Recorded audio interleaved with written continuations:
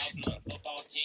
Wait a minute, that's not enough to buy a team. Spent $150,000 on a tricked out Porsche. Wait, what? Minnesota, it snows too much. Got me into the store outside my house, but the HOA is gonna make me tear it down. Might get me some cans of season tips. Just might get a tiny candy stick. I get some Reese's peanut butter cups. Heck no, I ain't sharing. I'ma eat them all up. Might get me a plane and fly to Spain. Except I don't even know how to fly a plane. Scratch that, I'ma get me a big old bus. One big enough for all of us to double dutch. Chase my turkeys as we cruise around. Windows down, not up so you can hear the sound. If you had 150,000.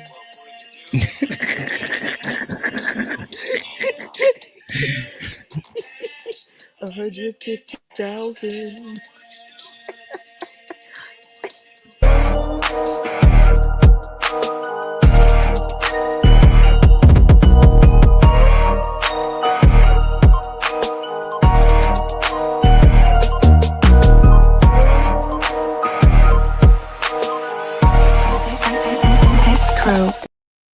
And like that, we're back with another Unpacked, presented to you by the To Be Fair Show and the New Dads Club. Shout out to G.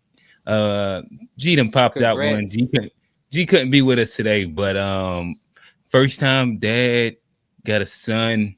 You know, he going through that process where, you know, that first week gonna kick your ass. Yep. And big shout out to G. He done popped one out. He enjoyed the dad club. He can start wearing them real dad hats. Shout out to the fam too. Shout out. Yeah, shout out to Mom Duke. She did the work. She had to carry the baby, push the baby. He was just holding the hand. Yeah. But nonetheless, y'all see it. We have we got the guys with us. We have a New Yorkan filling in today. We're gonna get to him in a second, but y'all see the guy in the middle. Host of the To Be Fair Show, a third of the To Be Fair Show. Catch him getting sued in the back of Benny the Butcher's caddy with J. Cole. Johnny, what's going on, brother? What's going on, man? How y'all doing, man? Glad to be back. Got another good one lined up. Hey, shout out to my boy Carolina Mike, man, and the Panthers, man. We 5-4, man. It's a good week. That was you on the mic right there, huh? 150,000. All right, and NYC's own, the man behind the picture, NYC Kofi, I guess. I see a couple different acronyms, but this is NYC Kofi today. He pulled up after the MAMDANI win with a different energy, or maybe it's the same energy, but we're gonna see the energy of how it feels down there on the ground of the Big Apple, New York's favorite city. You know, unfortunately, the Yankees they couldn't pull it out like the Dodgers, but you know, y'all see the picture he got. Kofi, talk to him, brother. I don't know where I was gonna put the Yankees, the Mets, the Jets, the Giants, the Rangers. I was gonna put all of them there, but you know what I'm saying. Everybody in New York, if you're a baseball fan or not, you rocking a Yankee cap because it says NY. That's it. You know what I'm saying. You got a lot of. You see someone wearing like a Mets hat, you know they are a fan. No one's just wearing a Mets hat, just wear a Mets hat. And Mets hat be more crazy than a Yankees fan because there's more Yankees fans than there are Mets fans. So yeah, so I'm gonna pick the NY and be about it. Oh damn! You said the Mets hat in New York is nasty work. I got you. I'm feeling it. With that said, y'all know we like our icebreakers. The main topic of the day will be what does MAMDANI's win mean for the left? Is this from the left? You have for the right, for immigrants, for capitalism. There's a lot of things to really unpack. Are the millennials' voice now impacting politics? As you know, MAMDANI, he is 33 years old. But before then, we do have some more pressing issues that are going on right now. I.e. the government shutdown. And I'd love to toss off a quick icebreaker to this meme right here. Let me get y'all reaction afterward. Another question about the government shutdown. The ACA premiums have already gone up. They're set for the year. Democrats, we appreciate the effort, but isn't it time to reopen the government? I mean, who's in charge of the government? Republicans, but you still need those 8 Democrat votes to vote. Yeah, because of the filibuster. They now want to get rid of, by the way. Yeah. Having spent years saying. And by the way, I don't care who's responsible for it. It's a bipartisan. It's going to take a bipartisan effort. But isn't it time to reopen the government? Yeah, of course it's time to reopen the government. But the Republicans in charge of the government. You cannot. But they still need those 8 Democratic votes. But you cannot have a political system that always relies on only the Democratic Party being the responsible party. You just can't. America cannot survive. We've created. It's like having toddlers, right? The Republican Party are a bunch of toddlers, and everyone else has to be the adults in the room, and that cannot continue indefinitely. And at some point, I'm glad Democrats have drawn a line, even with Schumer and Jeffries, where they're saying, you know what? It's up to Republicans to govern responsibly. It's up to Republicans to stick to their pledges. But we know they can't. But there you go. That's the problem. But we know they can't. The reason I say it, with the greatest respect, my friend, you're part of the problem. You can't say we know they can't, because that immediately gives Republicans a pass and puts the entire American democracy, American government, American economy only in the hands of one party should have to deal with it. I agree, but we know Republicans aren't going to do the right thing. Rent is due. You know, they're talking about cutting SNAP benefits. People got childcare to pay, light bill, car notes. We need groceries. We need the Democrats to say, okay, we know y'all not going to give us no concessions. We fought the good fight. We're going to vote to reopen the government. The problem with that argument is, if you're worried about human suffering, the counter argument is that reopening the government on Republican terms increases human suffering. Yes, but the elections in 2026. So now you can say Republicans are responsible for your human suffering. Republicans are the reason you got high health care. So let's change this in 2026. I don't have the numbers off the top of my head, but a lot of the stuff that Trump did in the big, beautiful bill, all the horrific stuff, they very smartly delayed that till after the midterms kick in. The premiums already kicked in. The premiums, a lot of the pain. So look, there's a strategic argument for doing what you're saying. I don't believe, I've been around long enough to know that this always ends with the Republicans benefiting from Democrats rolling over. And I'm glad to see Democrats not rolling over. All right, fellas. What is your thoughts? It's a take on the shutdown. We can get into more broader conversation around the shutdown, but where they at right there? You have, y'all heard that Discord, Johnny. I'll throw it to you. Yeah, no, I think like you said, I think it's the Democrats' time. Like, unfortunately, like it's a lose-lose. Like not a lose-lose, but I mean it's gonna hurt either way. So I think you gotta have a backbone, a spine at some point, and they are the ones that always fold. And they, cause they look out for the people, and they like anytime there's a shutdown, they're like, all right, we'll concede just for the benefit of the people, and that's how we've gotten this situation. You do that too many times, and now I don't think they should concede. I think they should, let the Republican Party wear it and take the blame for the state of the country. But I think if they fold, like you said, it gives them an out. They don't get to wear it as much, and the longer they hold front, the worse they make the Republicans look, because it is their country. We knew that coming into it, and unfortunately, the worse the country does, is the better for the Democrats right now. So, Kofi, talk to us. Yeah, I pretty much agree with what Mehdi said and Johnny just said, and it is very important because one thing, me being on the left, the argument is always that. I mean, I'm not a Democrat, but I'm on the left. All the policies and everything that I have is the way through, being center left. And one of the arguments is that the Democrats are weak. They have no spine. They have no backbone. They don't have anything, right? And that's the weakness where people like me, that's on the left, will never say, "Oh, don't call me a Democrat," because they're just spineless. But in this day and age, with the Democratic Party, remember the Republicans, they in control of all 3 branches of government. So this is the only time that the Democrats have an opportunity to flex their muscle. And we have to understand the lies and the propaganda that the Republicans that are spreading. So, with the big bullshit bill that they have is going to cut, Medicaid and medical insurance is going to go up. I don't know the exact number, but it's extremely high. It's gonna break the bank. So, but the Republicans are saying, well, no, the Democrats want to give all the medical, like Obamacare and everything. They want to give it to illegal immigrants and all these, which is a lie. It's illegal to do that.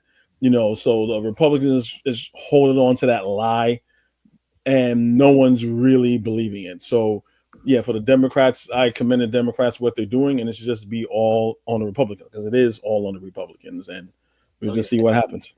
And I think what you said, like the leverage, is important. Like right now, they have leverage based on like that's how government works. Like it's designed so a party can hold this leverage to keep like the Republican from doing whatever. I mean, it's designed this way for a reason. So like you got to hold on to your leverage. If you give it away, they're gonna run with it. Also, I think another thing that's important too is like it's not just Democrats that are gonna feel this pain, and I think the Oh no, longer. it's I not think going the to be. longer they can Yeah, it's hold this out, everybody. but I I think think it might be more Republicans that's going to feel the But I pain. think they're gonna make excuses for it at first. Oh well, such and such. So I think the longer you can hold until they really start to feel the pain, I think that's the way to do it. Because like if they're not feeling the pain or they're trying to deny it, you don't have no leg or you have nothing against them. But once it gets to them, they're gonna turn around and start looking at their president, their government, and being like, "What y'all doing?" And I think that's something that the Democrats have to keep in mind. But like I said, it's gonna get ugly. They said it. They said it in the beginning. They gonna let it burn. Like it's go. It was an ugly play from the start. We can't get scared now that it's getting ugly. Like Mhm. if you knew it was going, you gonna let it crash and burn. You can't like in the middle of it start trying to put the fire out. That's if you gonna let the house burn down. So I mean, the problem that I think what's happening right now when I listen to Trump talk and listen to Mike Johnson and all these people is like they're lying, say, well, it's the Democrats, it's the Democrats. They want to give, we're going to let the American people suffer, right? For something that's totally illegal, giving medical benefits, for people that can't even get it. So after a while, people are going to start thinking like, okay, what's really going on here? hey, but And when Kofi, I look at the polls, it's like when I look at the polls, it's like, nah, no, most people do not agree. They're blaming the Republicans. So I think yeah, when Trump really gets it through his orange head, it's like, all right, we're really shooting ourselves in the foot. They'll come up with some reason, but I think what they're gonna do, they're gonna implement the filibuster. So they're not gonna admit defeat. They're gonna implement the filibuster, like Mehdi Hassan was saying. but like Who you talking about? The Democrats? No, the Republicans, because they're in a position right now where they don't have to. They don't have to have the Democrats agree to it. They can do the filibuster and just push it through themselves. But then again, that opens up a whole can of worms because it's supposed to be a bipartisan thing, and then the checks and balances, it doesn't really work. So that means like, okay, if you're gonna do a filibuster on this, that means when the Democrats get in power, they can do a filibuster. Then it's like, okay, then there's no checks and balances anymore. but So that's what Trump is but playing with. Kofi, I think like if the Democrats are doing the play and Republicans are like spinning the message, I think that's a messaging thing. I think the Democrats have to get back on the message and be like, look, the Republicans are hanging y'all out to dry. They making y'all choose these double insurance or not having. Don't blame us because if we Yeah. fold, like I think that they have to do better of like the messaging as far as like these are the ramifications of what we're holding the line for, and I think that has to be made very very clear in the mainstream discussion because that's what I mean. It's a valid point, but you can't just let the Republicans just run with the message Yeah, because and yeah, I totally agree with that. I mean, I think they've been pretty okay on the message. Me, I would really go ape shit crazy on it. I'll be pulling ads. I'll be doing conferences all the time, calling the This press. would That's be a what I good would time do. for some political ads as a Dem. Yeah, exactly. You know what I'm saying? Instead of, well, we're going to do something on C-SPAN. Everybody looks at freaking C-SPAN. You know what I'm saying? You need to go to national news and have conference. There's no way you're not going to tell me that if you're going to call the press like Akeem Jeffries or say, oh, I want to call a press conference. What's going on? They're gonna stop everything. Okay, what Akeem Jeffries got to say? You got to put the Republicans on the defense instead of you on the offense. You know what I'm saying? Instead of you just, oh, Trump said this and you're always on defense. Sometimes you gotta be on offense. Gotcha. So let he me said ask you got to hop off the D. Pause. All right, Johnny. When do y'all think the government shutdown will end? I Uh, don't know. I have no idea. So How much somebody's longer? gonna have to fold. So well, right now we are at the well, longest government shutdown ever. with this climate of where like how our politicians are, bro, I could like realistically, this might get to the new. I mean, I don't know. I mean, I don't think it could end anytime soon. Like I wouldn't bet. next week. I mean, I'm probably thinking at least a month, maybe. I don't know, but I feel like these people are like they. You It's saying going another month? probably, yeah. I mean, I could even see like getting to the new year with them holding strong because once Christmas comes, they're gonna That chill. would be the biggest of all times. Pause. Yeah, because put it Well, like I this. mean, where are you at that moment already? Like this Yeah, I'm has saying, been the longest government shutdown of all but time. I think it just speaks to the state of the affairs. I think communication is broken down on both sides to where I don't Hmm. see how. Like, I mean, you see how they talk. I don't really see them coming together and could compromise on either side. I mean, somebody gonna have to, but who it's gonna be and when they gonna do it, I couldn't tell you. But put it like And this: they're gonna just so have I, a lot. They're gonna have a lot. If the Democrats fold, they're gonna have a lot more to lose at the end of the day. Because what the oh yeah, Republicans yeah, do is bullying them, saying, "Oh, you want to give free immigrants. medical to immigrants," when that's not the case. So if the Democrats fold, you're gonna have they're gonna give up the only leverage they have until the midterms, and then everybody's gonna suffer, and everyone's gonna just blame the Democrats. You see what I'm trying to say? At the end of the day, people are going to suffer. If the Democrats fold, people are going to suffer anyway, But regardless. I don't see Trump Yeah, folding yeah, right now. but I guess if and I guess maybe this is where I can play a little bit of the advocate, devil's advocate inside the conversation.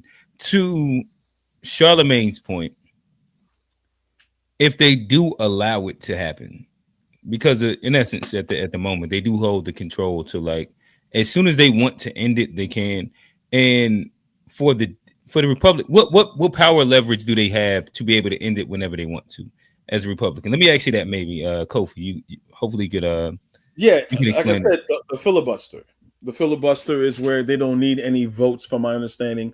They don't need a bipartisan votes on the other end of the aisle. They can just push it through, and they'll do that. But it's kind of like that's what they call the quote unquote the nuclear option to do that. But then again, everything else breaks down as far as like the democratic system of checks and balances, us coming together to push legislation and bills. So And once I'm you guessing do, not the Republicans, but the Democrats are just hoping that they revise the bill to yes, something that's going to be a little bit more amicable, and then they'll give them the last 5 votes that they're looking for, or 8 yes, votes, or whatever that they're looking for.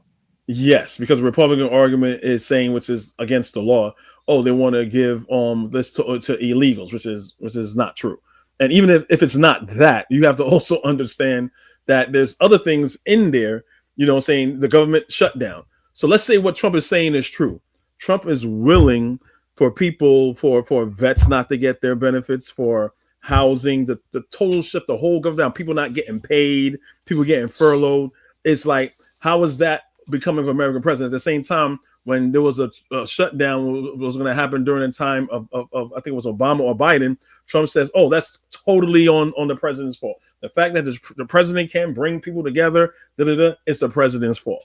But I guess going to what Steve was saying, because I was thinking that the Democrats held the power of the filibuster right now, or maybe I'm tripping. And that was I even, thought the minority has the filibuster power. yeah, and that's the Dems. I thought it was the Republicans. Yeah, they could just vote it. They could just vote it in. Or technically, but like, yeah, because the Republicans have the majority in there. But I think with the bill or some shit like that, you have to have 60. Like, it's not even just majority. You have to have 60, and they're short by a few people, and that's kind of whatever that whole thing is. Listen, welcome back to Civics 101. We just some guys trying to figure shit out. Welcome to the show, Steve. Hey, We got yo, the what's up? anonymous boys up here. What's up? What's going on? Talk to us about this filibuster thing. So currently the way the Senate work, you need a 60 vote to win. So when they say the nuclear option, they mean going back to a simple majority. So 51-49. Okay. So the filibuster just make it if you remove the filibuster, you go back to just a simple majority. So if it's 50-50, then that mean the vice president come in and break the vote. So right now in the Senate, everything is a 60 vote. So what they got 52 Senate Republicans, and they said they need 8 Democrats to vote. Yeah. See, that's because everything right now under the current law or the current rules of the Senate needs 60. But that's not a real that 60 vote threshold is not in the Constitution. That's just a rule that they arbitrarily made up Yeah. in the Senate. So whoever is in power, you can actually get rid of the filibuster as the rules are currently written. You can get rid of the filibuster with a simple majority. So if you wanted to vote on getting rid of it, you can get rid of it with a 51, 49 vote. And then you can pass anything you want after that with a simple majority vote. The problem, or not even a problem, the reason why Republicans don't want to do that is because they're afraid. And the same thing when Democrats was in power. The reason why nobody want to do that is because they're afraid the other party are getting the power, and they'll use the filibuster to pass whatever they want to pass. But I say Trump that's Trump is playing with it though. Trump then went on Truth Social and said they should get rid of it. But I think we should get rid of it. Let people govern, and then let people see how people govern, and then let the voters decide. Like at some point, we got to let people govern to whatever they say they dream or however they think the country should be ran, and then that's on the voters to say I don't like the way you govern, and to vote people out and put people in the power. At some point, we got to put more responsibility. Like I get it, we don't like how the politicians act, but at some point, as citizens of this country, we got to care a little bit about like how we supposed to participate in this thing. That's kind of my feeling. Like you pay taxes, you live here, you should care about this thing on every level, state, local, whatever the case may be. All right, Steve, let me ask you, when do you think that we gonna get up out of this government shutdown? I think Thanksgiving. I think Trump got pretty good political instincts, man. I think right now. So let me ask you this. My bad. So if the SNAP doesn't, so right now are they funding it for another month? Is that kind of what's happening? So last time I read on it, he wanted to fund it partially. Only. But I feel like Trump got good political instincts, but he's in contradiction with what the establishment wants to do. And I think that's kind of the back and forth right now. He understands what kind of political damage that'd be if we go into the shutdown during Thanksgiving and Christmas. And then take something like the airport during Thanksgiving and Christmas. Oh, it's a lot of niggas. During the government shutdown. The dude not stupid. And if you go follow his little tweets and whatever Truth Social, you could see he creating a lane for, he trying to shoot himself some bail to open up open everything back up. But again, at this point, I think he accepting that Americans, because people talking about New York, New Jersey, and Virginia last night, but I don't think people was watching Georgia or they was watching Mississippi. These is places where Democrats haven't won in 40, 50 years, and they was like winning, So I think he kind of realized what happened last night, and he even said it. The shutdown is hurting Republicans. He not stupid.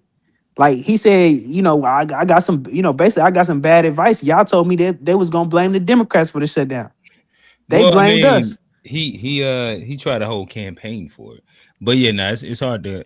I kind of disagree with what Steve says. Well, all right, talk to us. You got Trump is smart. He got instincts. He doesn't even know what a fucking tariff is. So we got to argue about that part. No, it's nothing against what Steve. Steve is. I mean, at some point, we gotta stop discrediting the guy who was able to come back and win, who was able to beat. First of all, he was able to beat the establishment Republican Party the first time around in 2016, and then the second time around. Then he beat Hillary Clinton. Most people consider to be the most, politically viable woman for presidential campaign, in the primary. And then he comes back after all of the COVID stuff, all of that stuff, and then wins again in 2024. So at some point, we got to stop just underestimating his ability to at least pander and speak to like I agree with this. Like it's beyond that point of just saying this dude is everything ain't by accident with Trump. But Yeah, you're making it seem like he's he a political understands how to play mastermind when he's not a political Well, mastermind. it's not about it's being not that good. it's not being a political He's good at mastermind. marketing a message. Right, but Kofi, you understand that what you're saying is the same thing that Steve is saying. He's not a political mastermind. This is his natural character. He's a dude who's a real estate dude from New York who understand what to do with when he in certain type of rooms. That ain't got nothing to do with politics. That just understand. He just understand the game. He know how to read the room. He got some type of just natural instincts, and people downplay that as if like it's a natural ability. It ain't got nothing to do with like real intellect. Like I ain't saying the dude got 120 IQ, but there is something just a natural intellect that the dude got that he can convince people that he for them and he rock with them. He understands. And I agree with and Kofi really quickly. Hey Kofi, to me it sounds like you don't even disagree in like whether it's a semantic thing or not. But if you're saying that he's really good at marketing, and he's saying that he's good at reading rooms and getting his message across to people, I think that those are really the exact same thing. If you want to say he good at marketing, we can frame it that way. I agree. He good at marketing. If that's the way you want to frame it, I agree with that framing. He good at marketing. But at some point, we got to just stop just saying the dude's stupid and dumb as a box of rocks and he didn't win the presidency twice. I agree with that. That's a really simplistic way of looking at it. Which again, I told you he's good at marketing. Ain't none of these people stupid. Hold on. If you a good swindler, a good snake oil salesman, right, is good. He's selling stuff, right? A grifter sells stuff. He's good. He makes money off of it. Does it mean that the product and the message that he's selling is actually correct? No. Nobody's saying that. But you were not arguing that. Nobody arguing that. You know what I'm saying? So what I'm saying is that just because someone is good at they got the gift of gab and they're using not arguing that. We just arguing. We can't just deduce everything down to somebody being stupid when they've been able to reach the highest levels of politics in the United States of America. Stupid people do not become the president. No matter what we think about these people, none of these people is stupid who were able to maneuver through life, regardless of if it's Obama, Bush. Maybe. So good. I agree with you. So you have Trump, right? You have George Bush. So the people that was around Trump and George Bush, they're not the masterminds to their candidacy. Dick Cheney died like 2 days ago. So we all know you had Dick Cheney, you had Condoleezza Rice, you had Colin Powell, right? The reason why George Bush is a genius compared to Trump, because George Bush knew he was an idiot and he placed people around him. Trump, he has the gift of gab, but he doesn't know how to maneuver in those spaces. So he got your Steve I would Bannon. argue that George Bush was a way worse president than Trump. And then one could also say that like Trump has had his way, especially the second candidacy, and forced his issue way more than Bush. Think about it. I think that like you get tied up on if you think what he's doing is right and if you agree with what he's doing. And that's not an argument that none of us is having at all. We're just saying that he's effective at doing what he wants to do. Bush pretty effective too, though. He made us go to Afghanistan or Iraq instead of Afghanistan chasing the Taliban, like because he wanted to. He had Colin Powell up there. Yeah, I guess, but that's an emotional, sensationalized time in America where niggas were just like turned up off of like patriotism. Yeah, he took advantage of the time.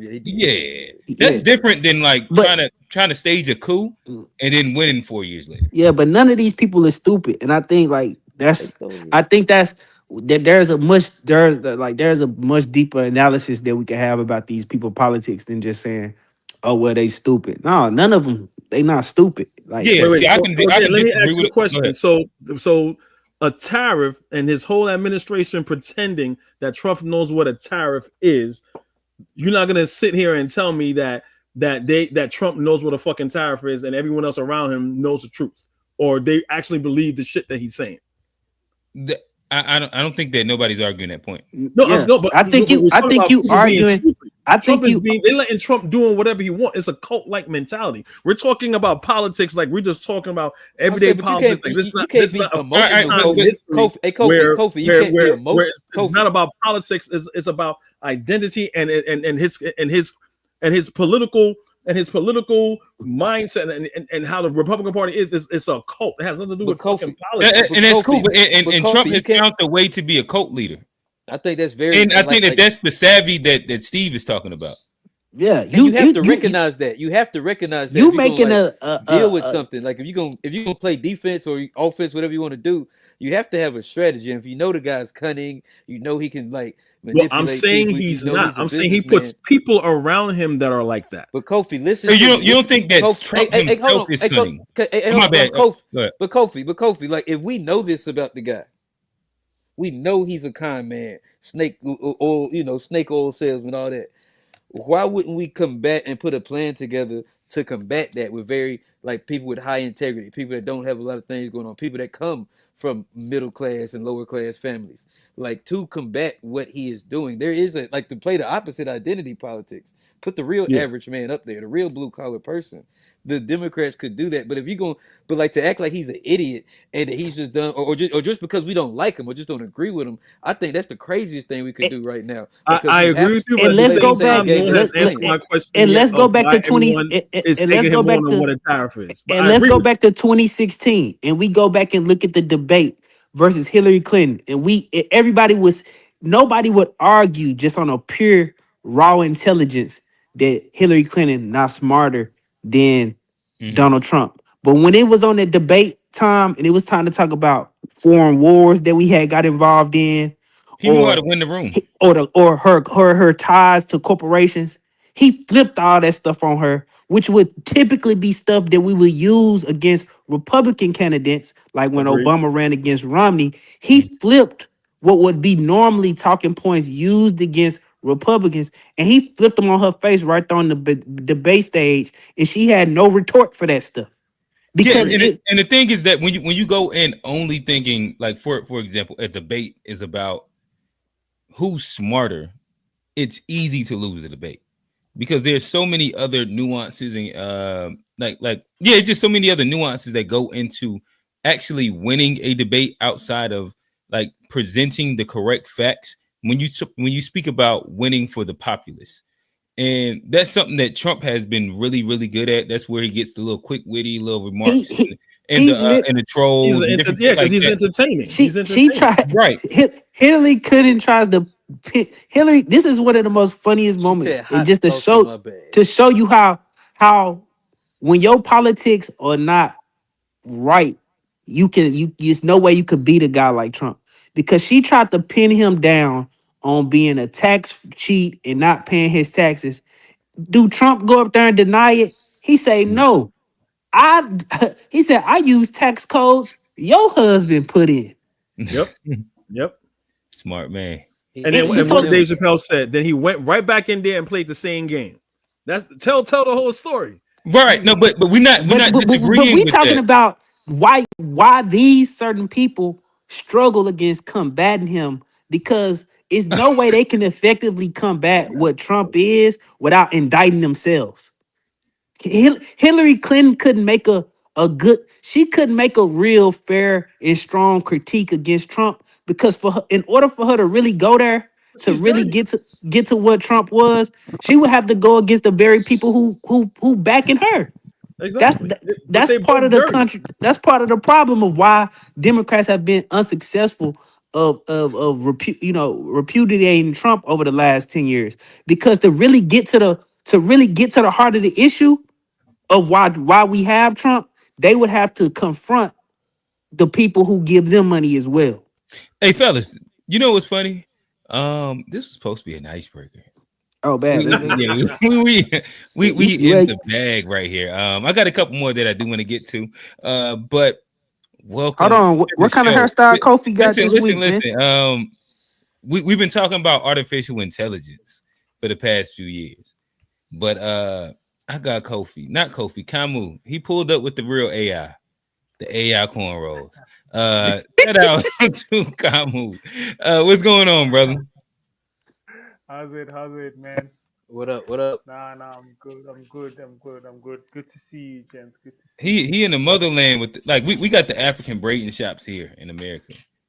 He took it right to the root, no pun intended. That's reappropriation. Over there is just braiding shop. Nah, these days way back to Africa, boy. That's what I'm saying. I'm taking it back. Y'all taking it back. He said AI. Nah, reclaiming my time. Yeah. Y'all taking it back. All right, I dig it. Yeah. Let me see. I think what is this?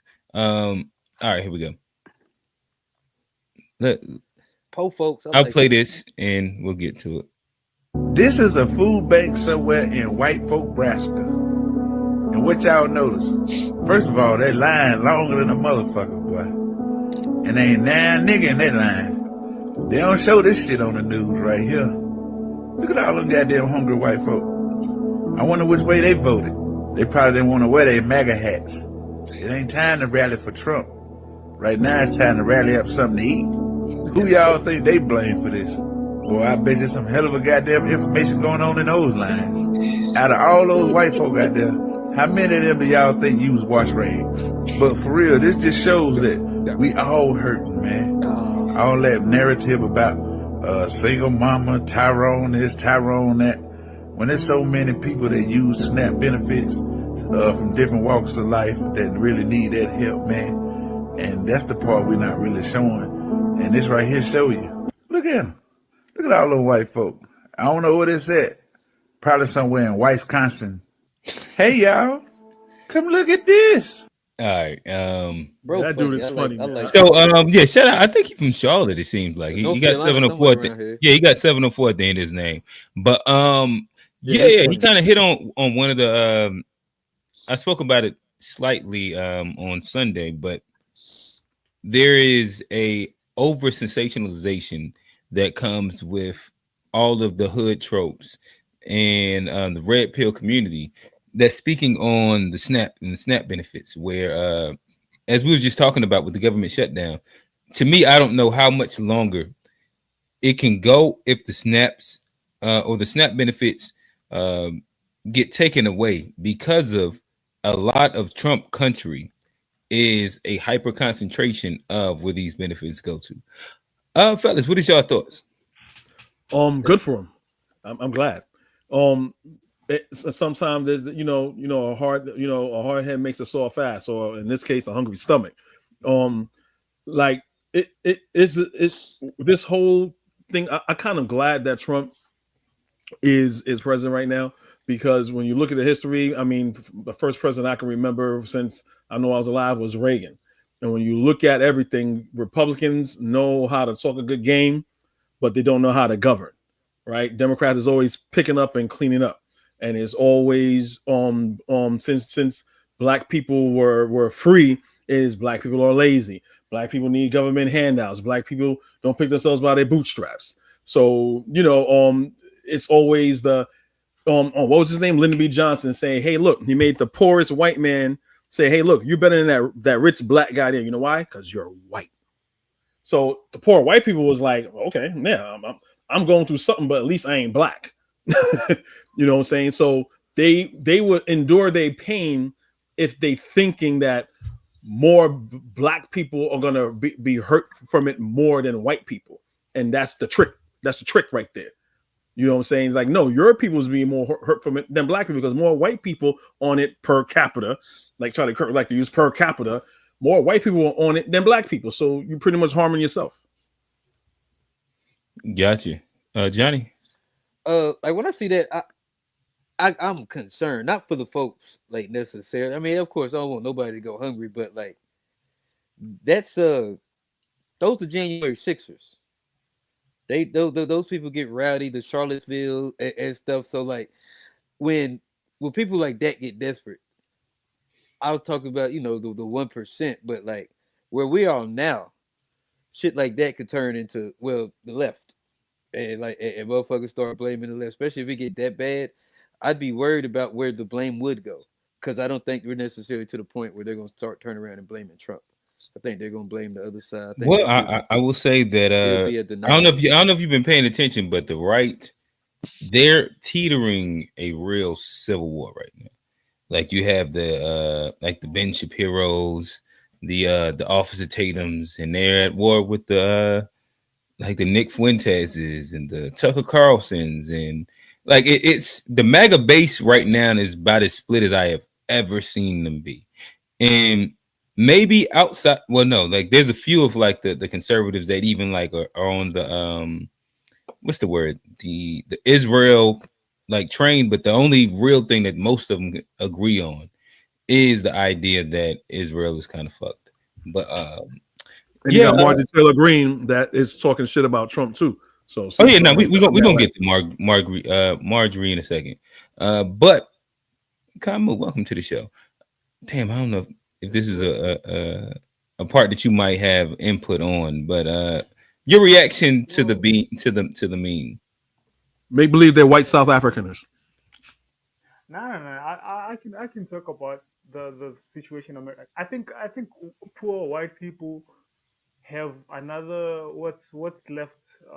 Trump is left with what 3-4 years of realizing how much Donald Trump scammed them. There's more to come. They're about to see this. So he was using the poor white sentiment to get into office. You know, he was giving them hope that, you know, I'll be there for you. I'll deal with the Pro white. Mexicans. Yeah, And, it you is. know, exactly. Yeah. And they will realize that, no, man, this guy has been a scam. You know, he scammed them. I mean, even me, myself, obviously I endorse none of them between him and Kamala. But I was kind of like leaning towards Trump more because I wanted the same policies to come to my country. And now it's like almost what are we, a year in or like 6 months in his presidency? And he's doing none What of month those is things. this? Is this month 11? We in month 11 now. Yeah, it's almost a I year. mean, you It's know, about a year. and he's doing none of those things, bro. He's not deporting nobody. Poor whites are still poor. Like, you know, it's a Nah, scam, he bro. They deporting will them. realize. He's definitely deporting them, but the them could Nah, be a lot bro. of Nah. a lot of people that are It's just also a American show. citizens. Say it again. It's just a show, bro. Like, it's just a show. I think I had learned somewhere that there has been like 15 million immigrants. It's a scrap on the surface. He's doing nothing, bro. 15 million immigrants of what? I don't know what you mean by that. Like since COVID or something like that. I'm not All particularly right, but sure, that bro. but all right, so you can't, like, that's a bad stat, Kamu. So since COVID would also include the Biden administration that they've been talking shit Yeah. about. I think that, so what most people, Republicans or Democrats, will say is that Trump has been hard on immigration. The border is pretty much closed, and whether justfully or unjustfully, they running down in them ICE cars on them people. They popping up at Home Depot. They popping up at the daycares, at the schools, at the construction sites. But Like, see, what they are the trying to get the numbers, boys out of bro? there. Even if they got to get a But what couple American citizens, they getting them boys up out of there. but what are the numbers though? It's been 11 months, as you say. I mean, if he was really serious, No bro, it would one have knows been what the like numbers are because they're not reporting exactly. anything. Well, this is No, true, I but they think are it's a a scoop of scam, people. bro. I think that if we had, I don't think we got like a real strong conservative on the panel today. So yeah, I don't know. It'd be hard for me to like lean on Yeah, any version of the but there's numbers. no, because you got Tom Homan, right? The guy's taking Mhm. bribes, $50,000 in bribes, right? They're already violating the 14th Amendment. They're violating every rule, but they're the ones in charge right now. So they have everything that they're in control of everything right now. So they're gonna give any numbers out. Like oh man, what's the I forgot the name of the title of the person who is in control of reporting unemployment and things like that. Trump didn't like it the numbers, so he fired him. Oh yeah, He's just doing his job. And Kamu, like Trump's doing his thing on that as far as like he better come to the Super Bowl. People scared. Like it's a real issue if you from like that community as far as like Oh no, they're targeting. Like it's yeah. But like if like it's working as far as like I don't think people are, and I ain't seen the numbers, but like knowing people are targeted, that has to stop like the influx of people trying to get in. Yeah, Just like well, how I'll much put it they're like this, targeted. Kamu. It's working well enough to where his farmer corporate friends are telling him you gotta chill out, and Okay. like that like that's the give and take to it. But I Okay. think BBN he actually asked a better question, and then I'll throw to Steve and Kofi. He said you said Brother you wanted. Bakari. Brother Bakari. His name is All right, Bakari. all right. Shout out to Bakari. He said he wanted Trump policies to come to his country. What policies is he talking about? Kamu. It's alley up to you. He's talking about you. He trying to get rid of the No. Nigerians. It was mainly hard stance on immigration. Yeah, Johnny, you right. Yeah, it is honestly hard stance on immigration, like mass deportations and all of those things, and strengthening the border. You know what I mean? But none of those are happening. But look, we are on that in my country. We are working on that now. Yo, but There's Kamu, real been a quick, because wide Brother Bakari don't know what you're talking about specifically when you talk about tell him why you need strong borders and who you trying to keep out of your country when you talk about strong borders. Just so Brother Bakari can understand who you're talking about. Okay, man. So Hey, Kobe, you know so, this is not making it sound better, but go ahead. Go so so South Africa has had a huge influx of Nigerians and Zimbabweans and Mozambicans, Somalis and Ethiopians. They come to South Africa illegally. They set up shop and they're not paying taxes. And you know, different nationalities do different things. Obviously, Nigerians are on crack. Zimbabweans are doing hijacking. Mozambicans are also doing hijacking and cash in transit. Wait, the Zambians are But doing hijacking? yeah, Zimbabweans, yeah. And petty crimes, hijacking and killing people, like Hey, killing nah, a listen, family. we got to chill. You can't say a whole group is on crack. That's crazy. That's crazy. Come on, that's crazy. No. Wait, so Few the South Nigerians. That's Africans, crazy. the black South That's Africans crazy. are just model citizens. They don't do anything wrong. All the crime is from the Zambians, the Well, I Nigerians, mean, and we the Ethiopians. have our crimes. No. We have our crimes, but Now, majorly, Kamu, when the FBA brothers be talking about you like this, we don't let that rock. We don't let that rock. We not finna let Yeah, all the Nigerians on crack rock, man. that's Come crazy. It's No, crazy. bro. It's I'm crazy. willing. You see that one. You see Steve, the Nigerian one. Dog, I'm willing to put my head up, bro. Like for sure, without a shadow of a doubt. You There's gotta no chill. Nigerian professional, bro. I swear to God, You bro. said there's And no I also Nigerian I understand. professionals. Look. I What understand. they I did to you, understand Kamu? you are pushing back because we just learned that they're doing quite well in America, and we're like, what? Nigerians are doing well in America. Yo, Why are we Kamu, getting these ones in South Nigeria Africa? is one of the richest Said countries what? in Black Africa. Like, Kamu, what are you talking What? about?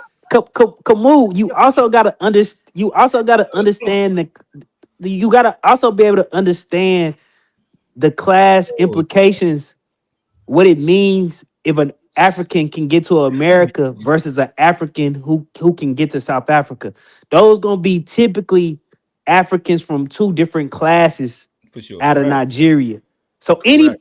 for the most part, anybody who make it to America legally and get over here is gonna be a different class of person who illegally migrating to South Africa. Because South Africa is just the biggest, strongest economy that they able to get to. So that's where they gonna go to. Immigration is a No, no. push pull. Like what's the Yeah. You just y'all one of the biggest yeah. y'all one of the biggest economies in the country. Yeah, And you just probably made got a good yeah. one Yeah, of you the just made better a good point. function and probably got one of the better functioning democratic states in the country as well, All right, versus some other places. so Kamu, let me ask you this last question. And this will help me understand. if if you real like South African version of MAGA or not. No. I'm this question will let us know. So do you think Nigerians have low IQ? Absolutely not. Bro. Okay. You're not too far gone. You're not too far gone. No. Look, That was close. That was close. It was close. It was close. All right. No. I just had to make sure. Look, we have nothing against Nigerians. It's just that the ones we get here, bro, I promise you, they have taken over a suburb. You go to that suburb, it's filthy as fuck, bro. But lately, at least, because of we're hosting the G20, so the government has had an incentive to clean up the city. They're cracking them down and locking them up in mass scales, bro. And at least it has been something to celebrate. They're cleaning up the city, locking them up, and deporting. They're deporting them. But my point is, the ones we get in South Africa, bro, are not the same as the ones you all get in America. And we were very shocked to learn that Nigerians in America are doing well. They're not selling crack. Because like just like Steve says, it's a different class of people. When you immigrate, you need money. Yeah. So this is middle class, upper class people. Also, going anywhere, they're immigrating. Yeah, but also our police enforcement is very, very corrupt. You get away with literally everything. Our police are very, very ineffective. So they also understand that, which is why they come here. I mean, I had a Nigerian guy who I was very close to. I asked him, why are you here? He said, no, I wasn't even coming to South Africa. I was going to Brazil. But when I got there, I couldn't get in. And then on my way back to Lagos, I'm like, nah, we'll stop in South Africa. And in South Africa, I just came in just like that, which is why I'm here, because South Africa's border system is very weak. There's yeah. I ain't gonna Bakari, I ain't gonna ask him that. That's an Unc question right there. Unc gonna pull up a little bit late on the show. He's gonna ask him that direct question. But shout out to brother Bakari. I do want to move us along in the conversation. Again, we still on the call-ins, not the call-ins, but the icebreakers. This is another video from the same guy. I'm sure y'all heard about the Virginia race where what's her name? Winsome, she lost to Abigail Spanberger, maybe it is. Nonetheless, I'll push play and let our brother Pofolk, he'll ask a couple questions. Your opponent, Ms. Spanberger, has just recently received the endorsement from former President Obama. President Trump has yet to endorse, you. So let me just say, first of all, this is my shocked face that she has been endorsed by the President Obama. He's a Democrat. And Trump a Republican, and he ain't endorsed it. Shit for you. We don't need you trying to mislead the question. We want you to answer the question at hand. I mean, what else did you expect? The question is, did he endorse Jay Jones? That ain't the goddamn question. The question is, why Trump didn't endorse your ass? Tell him, girl. That's the question. No, the fuck it ain't. And you tell that cracker to shut the fuck up in the back. We trying to conduct an interview. And the question is, did President Obama, ask Abigail Spanberger why she has not withdrawn her endorsement of Jay Jones, who advocated for the murder of his political opponent and the murder of his two children who are 2 and 5 years old. What? Miss Winston, come on now. You just gonna put the propaganda out there, huh? And you still ain't gonna answer the goddamn question. Goddamn Trump endorsed Cuomo in the middle of the night last night. Goddamn elections today. He ain't even fucking with you. That's the goddamn answer. You good at deflecting though, but you're not good at telling the truth. Hey y'all. All right, fellas. What is your thoughts on that? Again, Abigail Spanberger, she won in Virginia against this being a white Democrat against Winsome Earl Spears. She is a black conservative. Thoughts, feelings, concerns? She was cooked, man. Okay. I mean, you got to think, man. Virginia is most impacted probably by the shutdown, probably out to Maryland. You cooked. It ain't. They talking about Jay Jones. It don't matter. Cooked. You didn't. Them people ain't getting paid. Them people during the government shutdown don't get paid. Mm-hmm. And people. So people got to remember. 4 years ago under Youngkin, the state of Virginia swung. All of the counties shifted red when Youngkin ran in 4 years ago. Mm-hmm. So, or 2 years ago, whenever it was, when the previous governor, Youngkin, Republican, he won. Every county, every district in Virginia swung red. This year, all of them not only swing back blue, they overwhelmingly blue. And I mean, I think that's Virginia was just a foregone conclusion that Republicans wasn't going to win that because of the impact that the government shutdown have on them people. And also, Winsome Sears is a bad candidate. She tried to like nobody like I'm gonna say nobody care about running on trans shit when they ain't got no job, bro. And I don't think Republicans is getting that. Nobody gives two craps about that when they ain't got no when they ain't getting no paycheck, bro. Yeah, the identity politic thing isn't working right now. That shit only work when shit going good. Like when shit going good, yeah, you can throw that out there. But when shit going bad, motherfuckers not trying to hear about. Y'all got 3 transgenders playing sports in the whole state. Nobody not trying to hear about that when they lining up to go to food bank. And they lost. That's just bad politics. Yeah. No, I understand it. Let's go Kofi, Johnny, Chuck, then old man.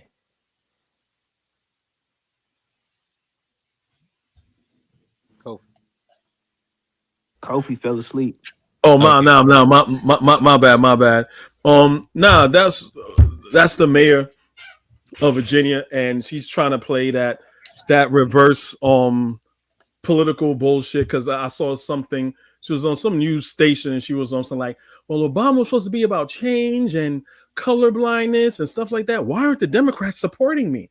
Oh my gosh, because you know why? Because they're full of foolishness." She was saying, and I'm like, oh God. You know what I'm saying? Like you're not really fooling anybody with that nonsense. It's who you align with politically. Who you align politically. You sound like you're talking from the left. It's who you align yourself with politically. You're aligning yourself with a demigod / fascist / racist, right? And people will say, "Oh, well, she's Jamaican." Okay. A coon's a coon, no matter what it is, whether you got an American, an Afro-coon, or a Caribbean coon. She's a coon.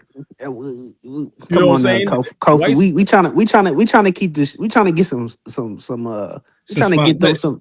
My bad. Man. My bad. Let me step in really quickly. Shout out to all of our dedicated listeners, followers, the guys that super chat, the guys that chat. And the people that watch the playback. But I'm hitting at it. The To Be Fair show and Unpacked. Eventually, we're starting to make that corporate swing coming soon. TBA. But so yeah, we're gonna try and start to keep things a little bit not PC, but we're gonna try and eliminate a couple of verbiages that we let usually fly in here. But keep going, my brother. No, I'm just saying that she's just being very disingenuous with her politics and why she ran in Virginia. From what I've seen, is mostly purple, and I put a map up in the Discord. Everyone, subscribe to Discord. When you look at the map, right? If you just look at the map and don't know how Virginia is laid out, you're like, oh my gosh, why did she lose? Mm-hmm. But all the blue areas were like in Richmond, Fairfax, Alexandria, all the big cities. Mm-hmm. So she lost in the big cities, but in the rural areas, it was all red. Mm-hmm. So obviously, where I guess obviously there's more people. There you go. There's more people in the rural areas, and there's more people in the city. But when you look at that map, it's like, oh wow, she, that lady won, but she lost. Also, if you dig deeper on the numbers, even in the rural areas, she greatly underperformed. She lost the race by 13 points. This was just a 51-50 you know, or 51. I think it was like 49-52 or something like that. The previous race was a 3-point race for the governor's race. This race was a double digit. So not only did she she lost voters in the red areas. That's the only way you get a double digit loss. And then all of the gains that were made with Latinos, black men, they was all gone. All of them was gone in this. Well, that's because, hey, listen, the niggas getting laid off. I mean, the guys. My bad. I just gave y'all the speech about the words we not trying to say. We still in transition. You still in transition, I'm man. transitioning. Pause. Hey, listen. Pause. Listen, it's pause. But I honestly thought of like one of the. It was a good joke, but I was by myself, so I'm gonna share it with y'all. So today, and this happens often with my daughter. Like she be watching The Land Before Time. She be watching Bluey, and like sometimes she thinks she a sharp tooth, which is like the Tyrannosaurus Rexes. Sometimes she be just barking like a dog and shit like that because like she, you know what I mean? Like she's just having fun as like she just turned 2, like a 2-year-old. And I realized the only trans animals that I'm accepting is my daughter at 2 years old, and that's it. I thought that was a funny joke. I thought it was a funny joke. Yeah. It's okay that she's a little furry. It's okay. Yeah, listen, that's the only person who's like pure fantasy and like their La La Land. I forget what the Republicans usually use a word, but like their little fantasy land world. That's the only person whose actual fantasy land world that I'm gonna pretend like, oh no, don't bite me. Yeah, I think it's furries. I think it's furries. Yeah. Hey. Yeah. I got one. Uh-oh. You win some, you lose some. Okay. That's what they should have put on them. But I think they'd have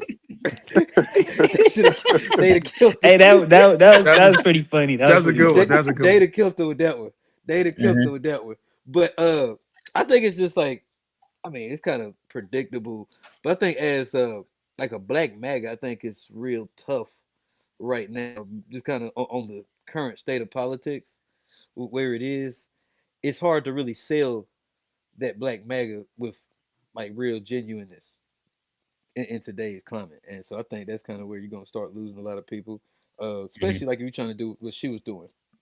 MAGA's losing everywhere, but I think it's really hard to like pull it off if you black MAGA right now. It's doubly as hard. Like, so it's like, yeah, it's well, the issue is that like right now, black MAGA is learning that they're really black. And that's like the Officer Tatum thing. Yeah, they're learning it. And Tatum, that's like they're all getting their Negro wake up call. Like Candace's came like a year ago, but Officer Tatum, all the black MAGA guys, they're getting their Negro wake up call, and they're learning. Oh shit! Like they're actually racist. Wait a minute, and like it's like, you got Tatum out here talking about racism exists now. It's kind of wild. What's happening right now is the face on, face off thing right now. Right now, you got Nick Fuentes saying that, calling Jason Whitlock a raccoon, and this is that. I'm tired of that. You buck dancing. We don't need you no more. So right now, he's doing that with all the black conservatives. And Nick Fuentes and already exposed the thing. Exactly. He said, "Hey, we use y'all because y'all can do stuff that we can't. Y'all can get away with saying stuff we can't say. We can't say. And now that these people, they don't have no reason to be ashamed no more, because Fuentes he don't care no more. But he let the nigga. Yeah, he don't care no more. None of these people. None of these people. I know it's not my turn, but Fuentes is gonna, what he's giving to them, he gonna get it too, because he's not one of them too, for real. So it's a matter of time. He has. I don't know. He has a complexion for the protection. Fuentes is. So I'm really into like the internet politics stuff, you know, all that. So I know about all these type of dudes. But years ago, when everybody else was like pushing, well, men need to go do this. Republican men need to go get a job and get a trade. If you go watch Nick Fuentes stuff from like a couple years ago, he was telling his followers, nah, y'all need to get into college. Y'all need to go to Harvard. Y'all need to go to Yale. Y'all need to go get a job as a political staffer. He telling his folks this who watching him 4 years ago. And he just got he always had a bigger aim than what a lot of these other folks had. He said, "Why I'm gonna tell y'all to go be a plumber? What good are y'all to the movement if you go be a plumber?" And now somebody wrote a story up about the Republican, staffers. They said people say they guess anywhere about 30 to anywhere between 30 or 40% of the young men working in Republican staffer office consider themselves to be groypers. Right. Listen, and the funny thing is that like maybe it's close to a year ago that I made the statement and was having a conversation that Nick Fuentes is actually an example of a grassroots movement that has went the right way for whatever his political aim was. Like when you take away like your feeling about him and like what his actual message is, but you look at what he's been able to get across and how he's been able to infiltrate real power structures, and now he's getting the most mainstream Republicans to endorse him. And shit, before the last election, he had Donald Trump to sit down with him. Like he's a very, very important figure. But so much of this is done off of, like you said, 4 years ago, grassroots, just grassroots organization to where he's pushing them in a way to where he feels that they can be effective, and then they're actually executing his plan. I mean, he was like a Charlie Kirk, a Steve Crowder, those podcast guys that got a lot of notoriety. And even though, he's part of the, I don't know what you would call him, red pill. I don't know if you call him red pill or whatever. He's these. He's definitely. I would actually kind of gay. I would actually say gay, all types. I would say Nick Fuentes is anti-red pill because his whole message, the red pill whole message is just like, we just gonna get more money and it's gonna figure itself out. That's not Fuentes' message at all. Fuentes' message is, as young men in this country, you've been robbed by the elite, the whoever, the small hats, whatever. His message is not, his message is not, we finna go ball out of control and hustle, and we gonna fix it. Nah, he's saying you've been robbed of your birthright. And that's a very different message than you get from the red pill. The red pill message is all, it's something I can do as an individual to change my predicament in life versus him. Nick Fuentes' framework is that we've been screwed out of our, birthright, that they've been screwed out of their birthright. And even he had to come around to, his politics is very complex. Well, what he's doing, he's pretty much just a white nationalist. That's all that he is. He's filling the vacuum left by Charlie Kirk. So since Charlie Kirk got deleted, he's been more active, and he's trying to scoop up a lot of those followers. So this is why his star is rising, because there's like a one star fell, and he's trying to take its place. But I will say, Nick Fuentes was huge before Charlie Kirk died. Like he might.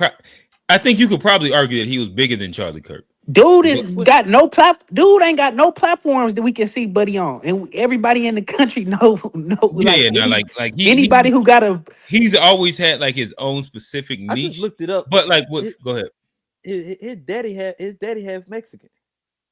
Yeah, that's what Fuentes. It's a matter of time before he gets what he's been given. Like, because half Mexican, like talking all that, like, because you would. But the thing is that, like, right now, what you're doing is not something that everybody doesn't attack the angle at. Whatever his reasoning and like his rationale is bulletproof, because it's bulletproof, because if it wasn't like this, like everybody attacks him on this angle. What is the rationale? Like how does he like? He say being descendant of Mexican just mean he descendant of a Spaniard who is a European. He's a European in his mind. That's a European. That's a descendant of a European. He is the descendant of Spanish conquistadors. He's not no more European than that. But wouldn't all the people in Israel is European? Wouldn't all the people like? I agree. I think those people over there is European, but they have to work through all their own contradictions that they have about race. But I'm just telling you what his rationale behind. And it works with his group. Yeah. And it works. And also because that's the rationale, you can get there's a lot of Spanish groypers. Like it's a lot of them.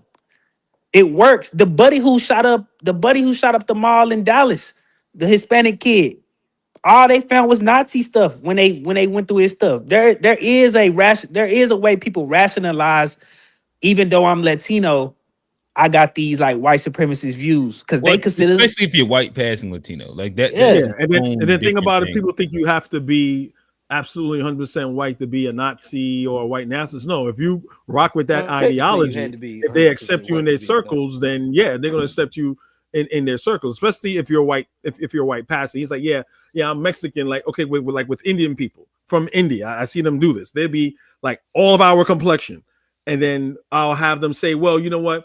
Yeah, I'm really Persian, because Persian is a little bit more white, so they kind of hang on to the Persian side, and they make it rational to themselves. Right? It's a Dominican Haiti thing, black like that. Well, you see what I'm saying? So it's up to them to accept them, but if you go by their rules, they would never fully accept them. But they don't have no rules. They don't have no rules. They are actually allowing him to lead the movement.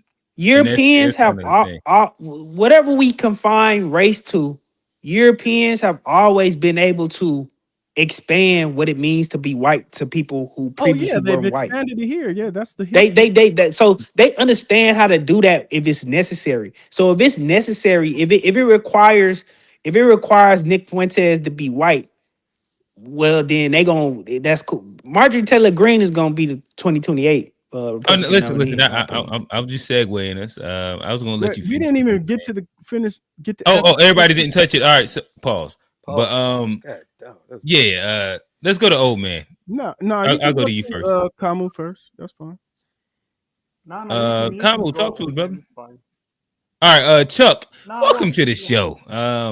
Chuck, what's going on, my brother? We ain't seen you in a couple streams, but I'll toss the question to you. Salute. Thanks for having me up on the panel.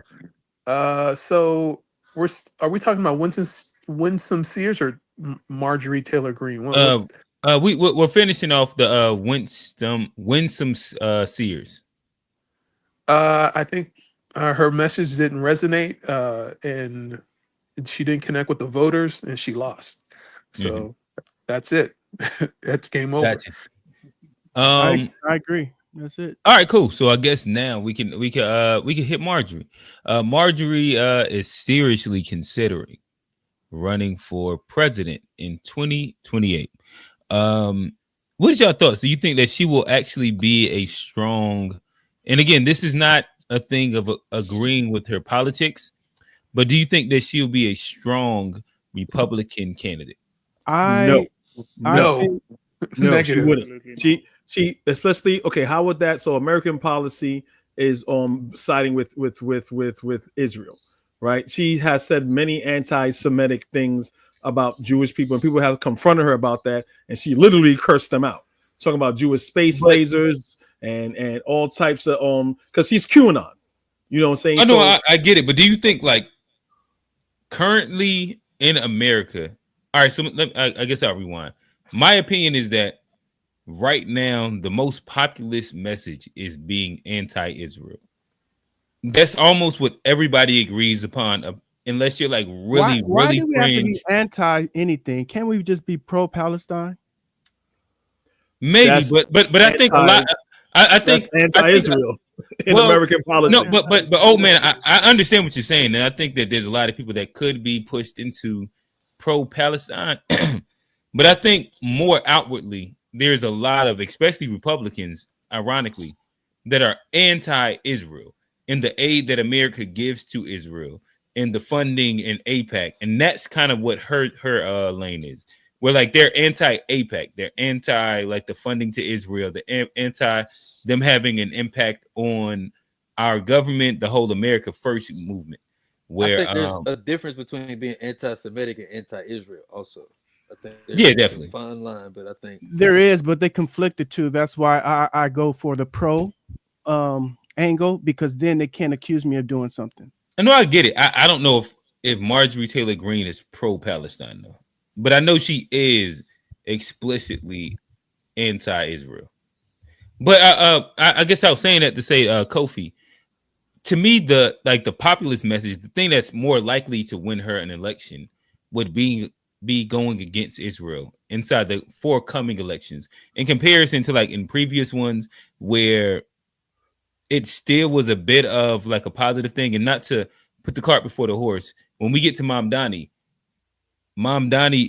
he was the only one that would stand on the stage and say, like, I'm not taking that trip to Israel. Okay, shout out to all the Israeli like guys that's inside America, the Jewish. No, he didn't say Israeli. The Jewish guys in New York, and I will advocate for you here and be against anti-Semitism. But I have no interest in Israel, and I don't even think that he what's the word, approved of the Israeli state in general. I mean, I see what you're saying, but does pro-Palestine, in Marjorie Taylor's opinion, so does against Israel, does that mean she's pro-Palestine? I don't know. That's what I said. I didn't make that statement. No. I know you didn't, but the question will rise if she's just a firm advocate against Zionism and the state of Israel, what Israel doing. Does that mean she's an advocate for Palestinians?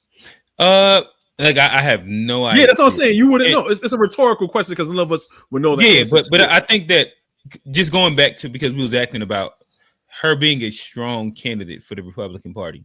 I'm just saying that her being anti-Israel wouldn't hurt her. If she was anti-Palestine, I think it would hurt her more than being anti-Israel. Yeah, I mean, overall, I don't think she's. I mean, she's kind of moderate now. So maybe because she's kind of switching, she's off of the MAGA train. I mean, she's very careful. Then yeah, I can see that. But as of right now, I don't think she will even win the primary. So who's her constituency? Who would vote for her? She's grassroots. But would it be black people, white women, college? No. Like she gets middle America. To be honest, she will probably win most of Trump's core audience. Trump's losing a lot of his core audience. I think y'all talking about original OG MAGA, like the poor whites and like the conspiracy theories that they run with. Like the QAnon is a poor white conspiracy. And I think y'all confusing her winning the presidency when we just talking about because she ran the Republican primary. So the only thing that should be the only thing should be matter is who the Republican base. I'm talking to Kofi and like them. Like we talking about we not asking can she win the whole shebang, but we talking about in a Republican primary with her politics, and you talking about who is her constituency. Marjorie Taylor Greene is one of the few Republicans that's grassroots who get some of the smallest donations. She got some of the smallest size donation averages in the whole party, but somehow she the number one fundraiser in the party as well, without taking money from AIPAC. So she got a real constituency. But she don't have a. Hey, hold on. Hey, I wanted to add what Steve said. I think like being like post Trump, I think they're helping her, having her move away what's going on with the Trump. I think being anti-Israel, I think that does give her the advantage. I'm gonna say one thing that's important too, though. It's not necessarily like her winning the thing, but it's like who is she gonna be running against for the primary? I think if she go up against like a JD Vance, it's a no-brainer. And I don't see like who else maybe they could put up. But I'm saying I think she wouldn't have a lot of like stiff competition, Paul. But I don't think it'd be a lot of people. Yeah, I think it'd be interesting to see who the Republicans put out. But I will say, in my opinion, right now she presents herself as the most charismatic. And that's almost kind of been like the selling point to Republicans inside the past few years, where if you can build a grassroots base and appeal to and dog whistle to the right groups and be charismatic enough, I think that you can possibly win the presidency / the like the party's nomination. Kamu, talk to us, brother. Bro, have you seen how JD Vance has been moving lately? I mean, I don't know. You got to talk to him. Yeah. You think he's charismatic? I think he's articulate. Bro. I mean, well, yeah, you can also put that in the basket. I mean, articulate, charismatic, Charlie Kirk's wife gravitating towards him, You said who, ex-wife? What'd you say? Charlie Kirk. Charlie. Charlie's widow. I mean, they be flirting, bro, and I mean. She about to take him from that immigrant. That's crazy. I'm gonna tell Van's gonna lose, man. Yeah, I think Vance probably lose. He got a liability. He got a liability on his arm in the eyes of a lot of voters over there. And if you go, I want y'all to go see anything that he posts with his wife and kid on any of his Instagram, any of it. I want y'all go read the comments on anything he posts. They be dragging, and that's why he be trying to. Why is it a liability for him? Because that's what they view as a liability right now. Like the liability for him? They talking about JD Vance gonna usher in HB1 visas all throughout America. Like they think he. Yeah, and to go to what Steve is saying is that a lot of like the Elon and the Viveks are more closely tied to JD Vance in comparison to Trump, and that's like their way in. And those are also the H1B1 visa guys. But he also not hypothetically, simultaneously has a immigrant wife as well, and that ends up being its own thing. So to answer, your question, it would be like having a FBA candidate with a quote unquote tether spouse. It'd be a lot of like I don't know the difference because Trump has an immigrant wife.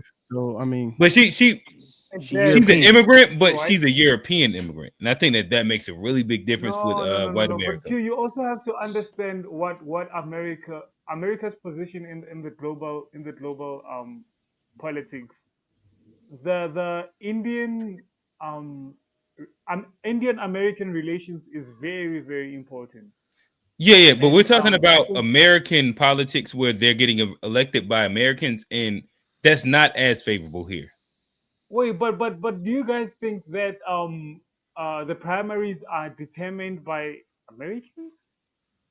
I mean, I don't understand what you're saying. The Republican primary is going to be largely determined by people who register as Republicans and vote. It's going to be like white people. I think people just underestimating the liabilities that he have when they roll the tape.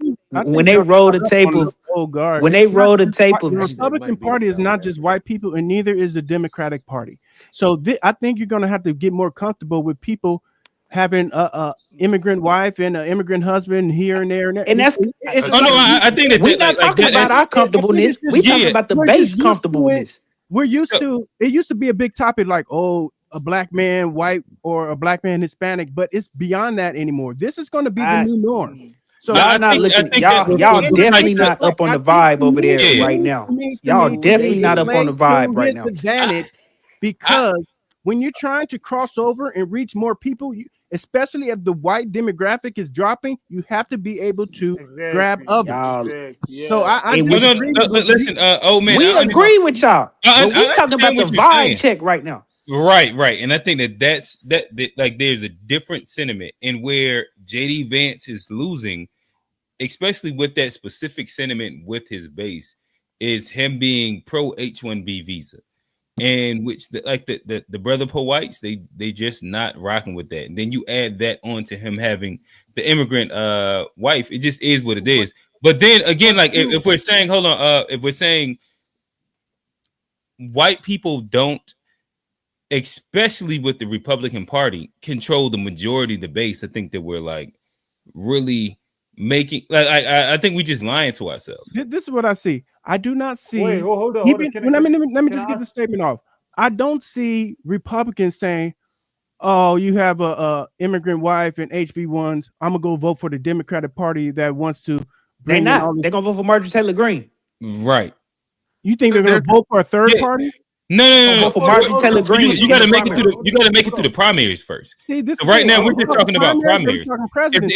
So we don't think that if Marjorie Taylor Greene, because this is a Marjorie Taylor Greene conversation, I don't think that JD Vance beats Marjorie Taylor Greene at all. I don't even think it's going to be close. It'll probably be 70-30. How can you be so certain? How can you be so certain? Like this is I will also say I am open to being wrong, and if I'm wrong, I'm cool with admitting that I'm wrong. I'm just giving off sentiment off of what the. I think that Marjorie Taylor actually appeals to the original Trump base. I think the original Trump base has an issue with Trump right now, and we're seeing that play off through almost proxy wars with personalities.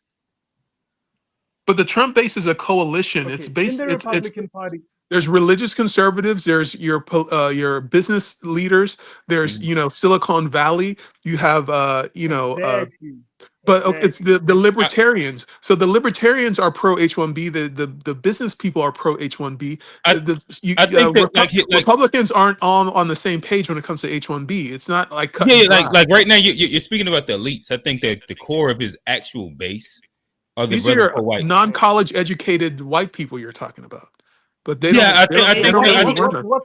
I think that the red states, like when we speak about the red states in the middle of America, the majority of those states aren't based off of people that benefit from H-1B1 visas. I think that these are people that are easily swayed with like almost American first rhetoric.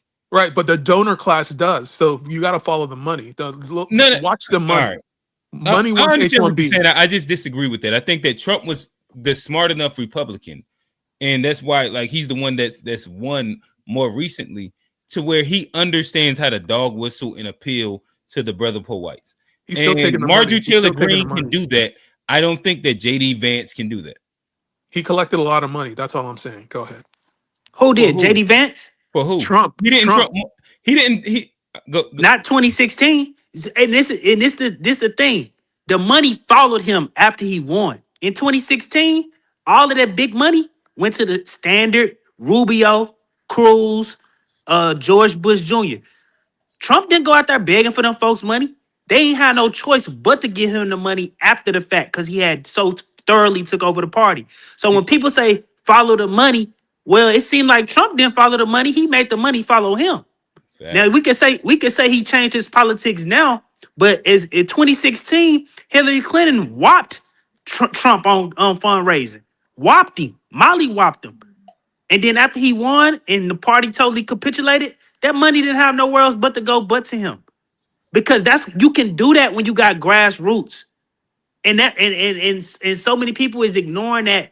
Of people, the people who really building the coalition, and that's why Trump is so disappointing, because he got the actual coalition to be bulletproof from the establishment, and he still chooses to succumb to the establishment pressures in his second term. He was a protest vote. People voted for Trump to give the middle finger to the establishment, and so then that mean that didn't happen people 3 times in a row though. That's the issue.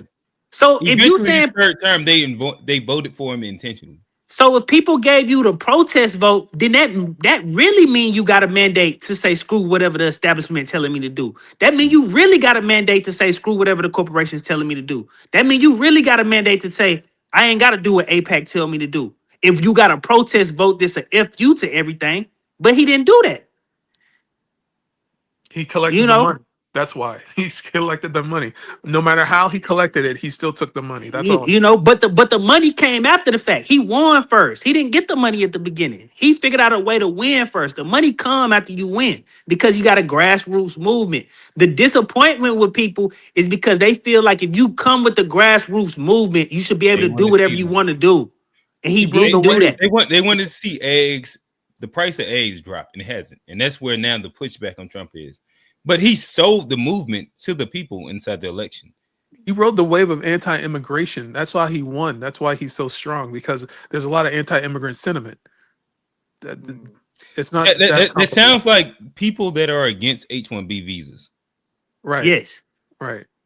But that's also Green, the anti-immigrant sentiment, not JD Vance. But the anti-immigrant sentiment is a proxy for the economic conditions of the people. Like, they might not fully understand all of the ins and outs of why they in the predicament that they in, but what they can understand, whether it's logical or it makes sense or not, what they can understand is, well, if company A got the choice between 50 workers versus 100 workers, I understand if it's 100 workers, then there's more supply of workers, which means the price of labor go down. So people, they still use the immigration issue as a proxy for economics. It's just that's the only way they able to understand it and grasp the issue, because they can't just come out and say corporations is like, I don't know why Americans don't get this, but corporations is robbing us. Like, that's That's kind of that. It's that simple, you know. But the immigration lane is the way most Americans get it.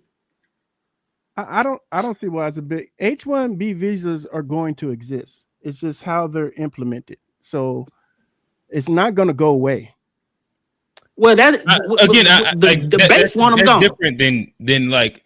So I agree with you, and I'm not even necessarily like super against H-1B visas personally, but I think that that's different than selling something to your base.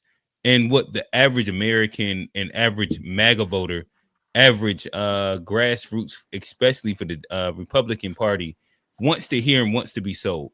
Where Trump could sell them knowing that manufacturing jobs had no ability to really come back to America, and what that would really look like for Americans, he could sell them and tell them that thing.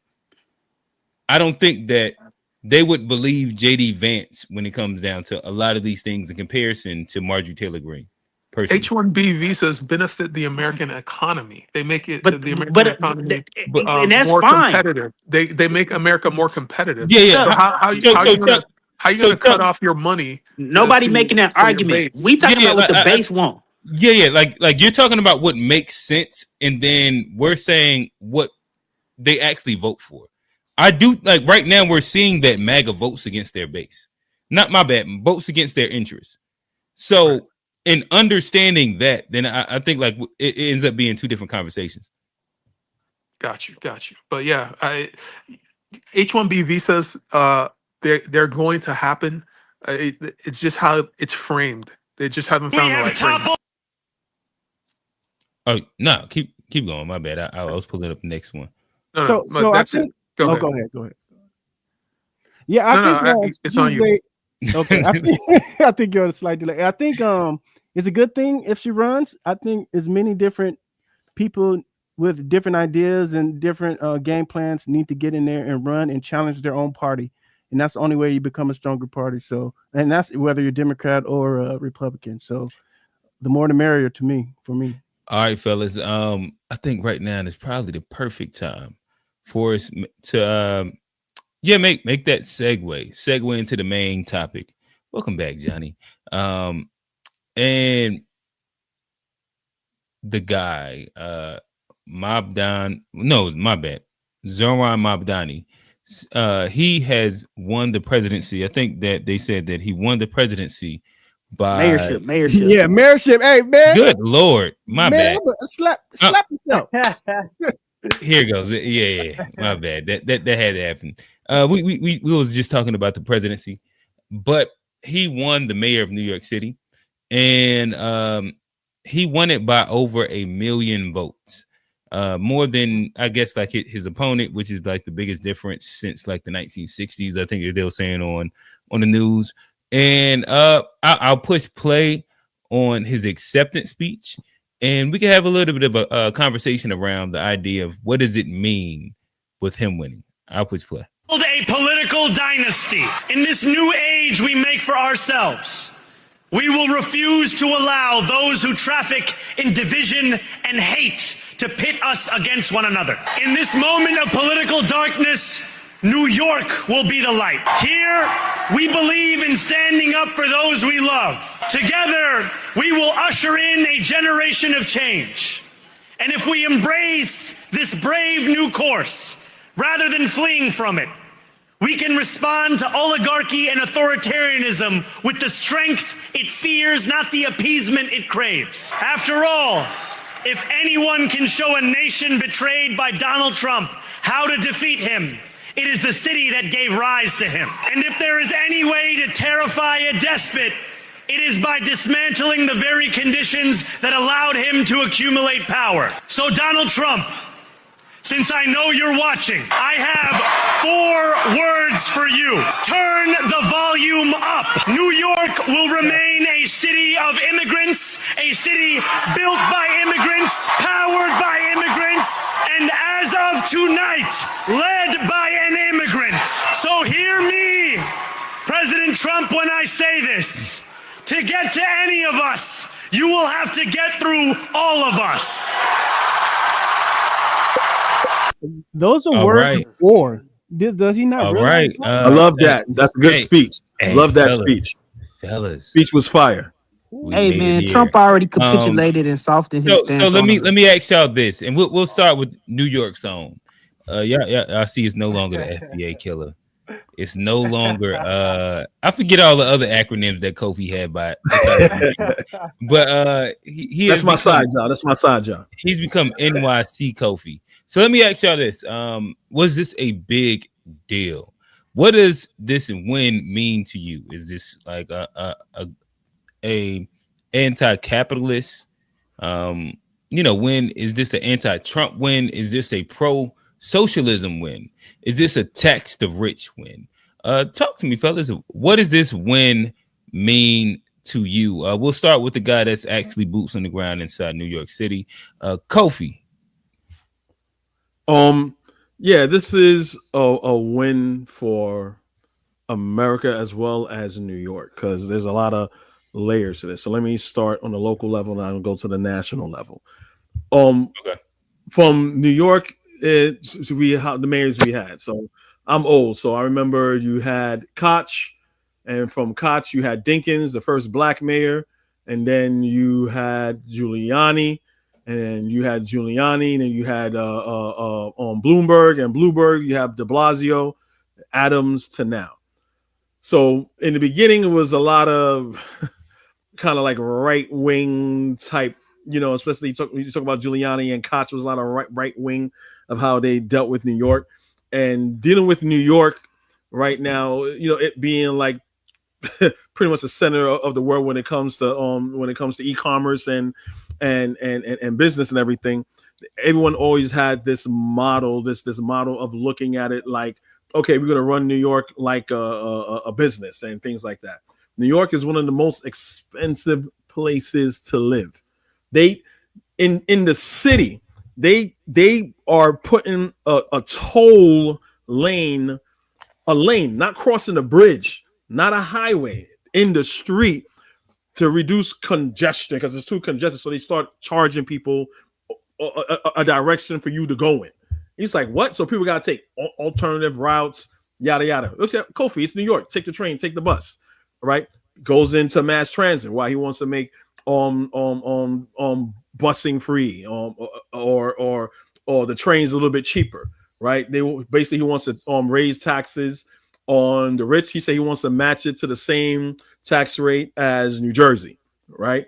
So that's one way you could do it. I mean, you need help from the governor and other local legislators to do it. So what he's saying is it resonates with New Yorkers because it is expensive. It is very expensive. When it comes to like vendors, I know a lot of vendors. I'm a bookhead, so I go to the Africans to get my oils and the vendors to get my books and whatever, right? And some people don't always have a vendor's license. And the people that do have a vendor's license, they charge you a lot of money just to sell things on the street. People just trying to make a living. And this mostly affects black and brown people. When white people do that, they don't bother. Like if you're in New York, especially where I live now, I'm like in a mixed blackish, whitish, Asian neighborhood. The black neighborhood is like a stone throw away from me. You go there, they doing all types of crazy shit. Cops leave them alone. Black person doing a gypsy cab, just trying to make some money. Cops is harassing them. You know what I'm saying? So what MAMDANI's trying to remember, MAMDANI, his background, he was pretty much like a social worker. He was for about, he worked with the housing on trying to help New York residents not get evicted.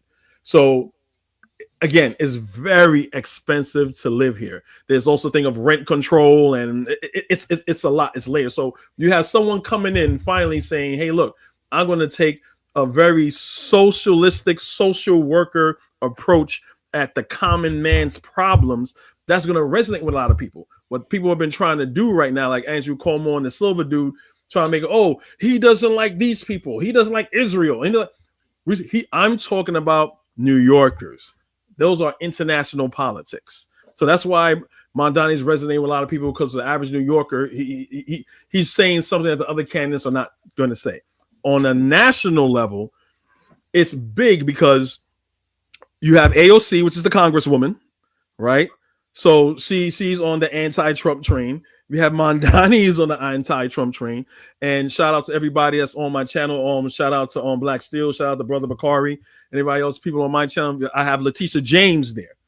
Now, Letitia James is the Attorney General in New York that successfully prosecuted and charged Donald Trump with fraud, right? So if for those you may not know, because she did that, people like to call Trump a billionaire, but Trump wasn't a billionaire back then. He's a billionaire now with the crypto scams and shit like that. So hey, Kofi, really quickly. Hey man, wrap it up, man. As because again, we just trying to give out like the intro part. I'm almost done. I'm gonna give you about another minute. We just hit 140. Yeah, I don't need that. I don't even need that. Go ahead. All right. So with all that, so he didn't have like a $500 million to even do all that. He had to get loans and shit like that, and no one would give him a loan because he didn't have the money. So ever since he became president, he's going after people like Jack Smith. He's going after people like Letitia James. So he already went after Letitia James for this bullshit mortgage fraud. So now that this blue wave has happened in New York, and she has a lot more. She has Hochul, which is the governor. She has Mamdani. She has AOC. Now Zohan. So it's internationally, nationwide, it's just a very, very good look. And it's gonna be harder for Trump to prosecute it. And to me, everyone's looking at New York because it's gonna set the tone of how the Trump administration operates in their criminal warfare. So that's my take on it on the ground. All right, got you. So really quickly, fellas, as I talked to y'all, I did want to kind of read off some of his policies. I'm not sure if y'all are fairly abreast of where he kind of stands. As it comes down to housing and rent, he wants a rent-free or freeze rent increases for 1 million rent stabilized units, build 200,000 permanently affordable union built homes over 10 years. When it comes down to wages, he's talking about raising the NYC minimum wage to $30 an hour by 2030. Child care, early education, free child care for every child aged 6 weeks to 5 years. This pretty much gives you all the way up into kindergarten, and then you can send them to public schools. Public transit and urban services. He's talking about free city buses, faster services via bus lane, city-run grocery stores to reduce the cost of food. Taxation and revenue. Raise corporate tax rate from 7.25% to 11.5%. Add a 2% income surcharge to the top 1% earners. And in certain tax exemptions. Yeah, there we go. Climate and infrastructure. Retrofit the schools with green tech, create resilient hubs, fund green building upgrades and social and equity rights. Make New York a sanctuary for the LGBTQIA plus, and immigrants. Invest in gender affirming care, 65 million pledge, and stronger tenant protections. All right, fellas, I'll toss it back to y'all. Talk to me. Outside of policy, I think what this means for the left, the Democrats, I think it's just a show of strength, and I think it's just a response to, what Trump said. I like the speech. I like the policies. I ain't really got too in depth with them, but from what I see, I think he has, good plans. I think he got a decent way of getting there. You didn't turn socialist, Johnny? I like this. Democratic socialist, at least. I like it. Johnny I can't even like. He a capitalist too. This New York we talking about. He got the capitalists to vote for him. I think it's just. Nah, he is a proclaimed democratic socialist. Yeah, democratic socialist. Okay. Well, I mean, look, he got some good policies, and I think it's not too much of a tax on the rich. That's why I think that's why he won. And I like just the way he talks too. I think like that show of strength. I think it's like the opposite. Well, it's pretty similar to what Trump showed, but it's just on the opposite side. And I think in America, I think we do need strong leadership. And outside of policy, he just looks like somebody that I can look to and be like, I can follow his leadership. And I think that's very important, especially in today's political climate. I think we just need good people to be in leadership outside of their policies and their ideas. A strong leader is something that's needed. Steve, But we also have to understand that him being a Democrat or socialist does not mean he's anti-capitalist. You can't. Oh yeah, Nobody democratic socialism is not as crazy as socialism in itself. Steve, talk to us, brother.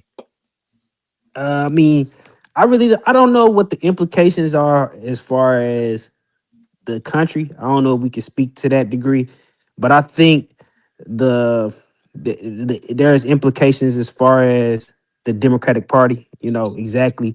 What lane they gonna go in or how they gonna message this. Because if you go watch the other moderates who won that night in Virginia and New Jersey, they might not have been. They not leftists by any stretch of the imagination, but they took a couple cues and really hit on the affordability, the rent, the whatever the case may be.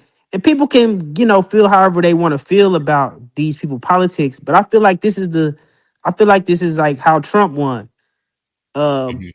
People can sit up and say that this can't work or this will never work, but that doesn't hold any like weight when you telling people that when they lives are getting worse under the status quo. Like if people lives is doing good under the status quo, MAMDANI don't have a chance. If people lives is doing good under the status quo, Trump don't have a chance because the message don't hit the same if you doing good, under what we would consider normative economic policies. So people really, regardless of how they feel about their politics, people should really like investigate what's going on with the current state of the economy in which we would want to give people who don't have what we would consider normative economic beliefs a chance to be mayor, president. And we're talking about the mayor of the biggest economy city in the United States of America. Last time I looked, I think the city of New York, not the state of New York, the city of New York is responsible for 10% of the GDP in the United States of America. The city. And so even when you see people the day after, Trump put a tweet up about MAMDANI. And he said, we're going to try to do whatever we can to help him because he understands. Well, I ain't seen that one. I seen when he said that Jewish people should be mad and shit like that. He put a tweet. He put a tweet. He put a small. He put a small. Scared. He's scared. He put a tweet up. It's only like 2 little lines, but he said we're gonna do what we can to help MAMDANI because he understands the economic implications. When you can't withhold money from New York City, it's 10% of the GDP, and then for all of these people talking about, oh, the rich people gonna leave. If you actually go look at the outflow of people from New York City, it's working class people who leave in New York City. Money is never. Tell Abbott that. Abbott saying that. For every person, I can't remember what the threshold is, but it's like for every person that make over $500,000, it's 4 people who make less than $100,000 that's leaving. It's so for these people that we saying that the rich gonna leave, it's really working class people leaving because they can't afford it. And then when they ask rich people why they leaving, rich people are leaving because the quality of life is going down. And why is the quality of life going down? Because you don't pay for services. You ain't got enough people, so forth, so on. So a lot of people in this trick bag, how they gonna take that real estate with them? That real estate stuck like Chuck. Billionaires Road, can't move that. You can't move that. That's why you should buy Bitcoin. But we ain't finna go down that rabbit hole. Hey, listen, what they tell them? Buy the dip. The dip is happening right now. Shout out to Bitcoin. Shout out to ETH. Shout out to anything that the guys invest in. Like right now we're talking about international currency that anybody can invest in. Come on, talk. When she dip, I dip, we dip. Yeah, man. Yeah, Johnny, you an ETH boy. Talk to us, Kamu. I mean, it baffles me. It's 3 guys that analyzed him now, and none of the guys spoke about his origin. Look, MAMDANI sounds like a decent guy. I also like his policies, but man, I cannot even begin to imagine an immigrant taking over the biggest city in my country. So but for America, he's South African FBA for sure. Pretty much. That's the FBA talking point. Wait, Well, come on. Let me ask you a question real quick. All the black people in South What Africa. type of citizen Let me- does Oh South man, y'all Africa gotta let Is it old man democratic? get in, man. Y'all Y'all gotta let gotta old let man. the panel get that shit Is it off. democratic? Hey, fellas, let Kamu finish off. Yeah. So, well, he has good policies. Look, the last time Johannesburg is the biggest city in my country. The last time they tried to do that, the Zimbabwean guy died.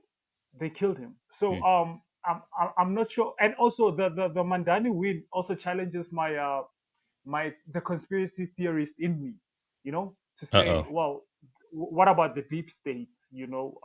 What would they allow a socialist to be at the helm of the biggest city, the biggest city in the world? Like it's. I don't know, man, how to take this. I really don't. I don't want to lie, bro.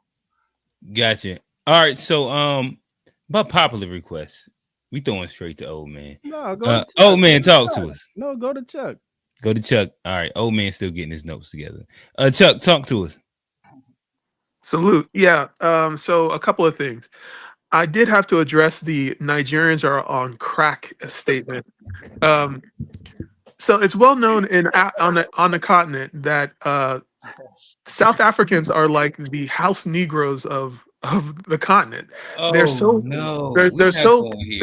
crazy. They're so bound in with the white people who actually control their economy that they really are a puppet. They're like a sock puppet for the white people. So I'll just leave that there. But regarding Mamdani, I think he Now, Chuck, is. you can't just leave it like that. Now, Shots come fired. on, man. Shots fired.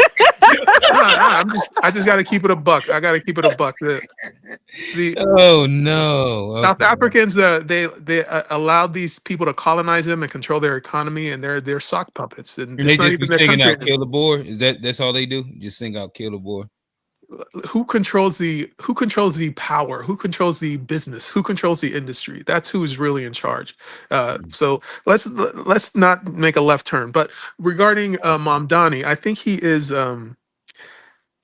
a signal of communism. The people in New York City are experiencing a lot of economic strain, and they are going to vote their interests. But what that means is that these policies that he's going to implement are going to require increased tax revenue. So how is he not going to collect more taxes or increase the state tax to pay for all these programs that you just listed?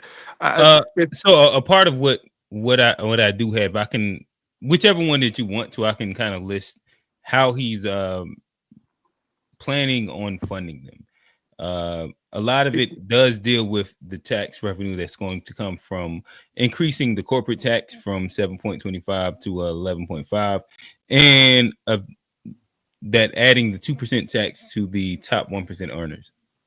The top 1%. That's not on the average person. That's on right. That's, but the tax go to that. Yeah.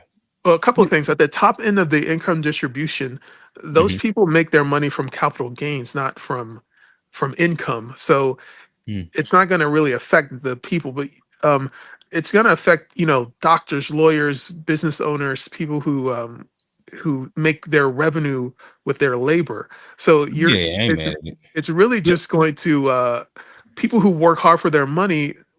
If they can move to another state where they are taxed less, they're just going to do that. And corporations, if they can have their headquarters in a state like Florida, who's not going to tax them, I think it could backfire. That's all I'm saying. So we have to watch it and see what happens. I don't know how that would work. To the insults, man. I gotta. Oh, okay, all right. So listen. Like really quick, we're gonna get 30 seconds on Kamu because he got to respond to the. You seen Johnny? Johnny came in there like Javante Davis against a woman, but Kamu. Yeah, no. Don't do me like that. There's no Nigerian who has a moral authority to call a South African a house Negro. First of all, Nigerian president is running Nigeria from the British country. He's presidenting over a country in his colonized country. The white people control you, sir. You are controlled by white people. Well, technically, they own your country. They own your country, sir. Okay, let me finish. I didn't. Okay, go ahead. Go ahead. South Africans don't run away from their country, number one. Number two, we control white people. White people, they are so in love with my country, they don't want to leave because they know that poverty is waiting for them in Europe. We are running shit over there, bro. We are This the is only so people in FBA. this It's world. crazy. I'm not talking about Hey, Africa. yeah, Hold on, Pan wait a Africanism second, wait a dead, second, man. I ain't wait a believe it to second, them. wait a Pan second, wait a Africanism second. dead, bro. Hold on. This is Give me a chance though. This We are is the only crazy. people. I'm not only talking about Africa. I'm not talking about Asia. I'm talking about the entire world. We are the only people that stood up against the Zionists. None of y'all can do that. So no one can tell me shit about South Africans. Nope. South We Africa, are the the reason only they got the people. nuclear bomb. Y'all work with them to get the nukes. Bro, you're talking about apartheid South Africa. I'm talking about the new dispensation. We are Oh, running now it's shit two now, different dog. countries. Yeah, We are the Yes, only it is two people different in the countries, world. Johnny. But I still agree with Chuck.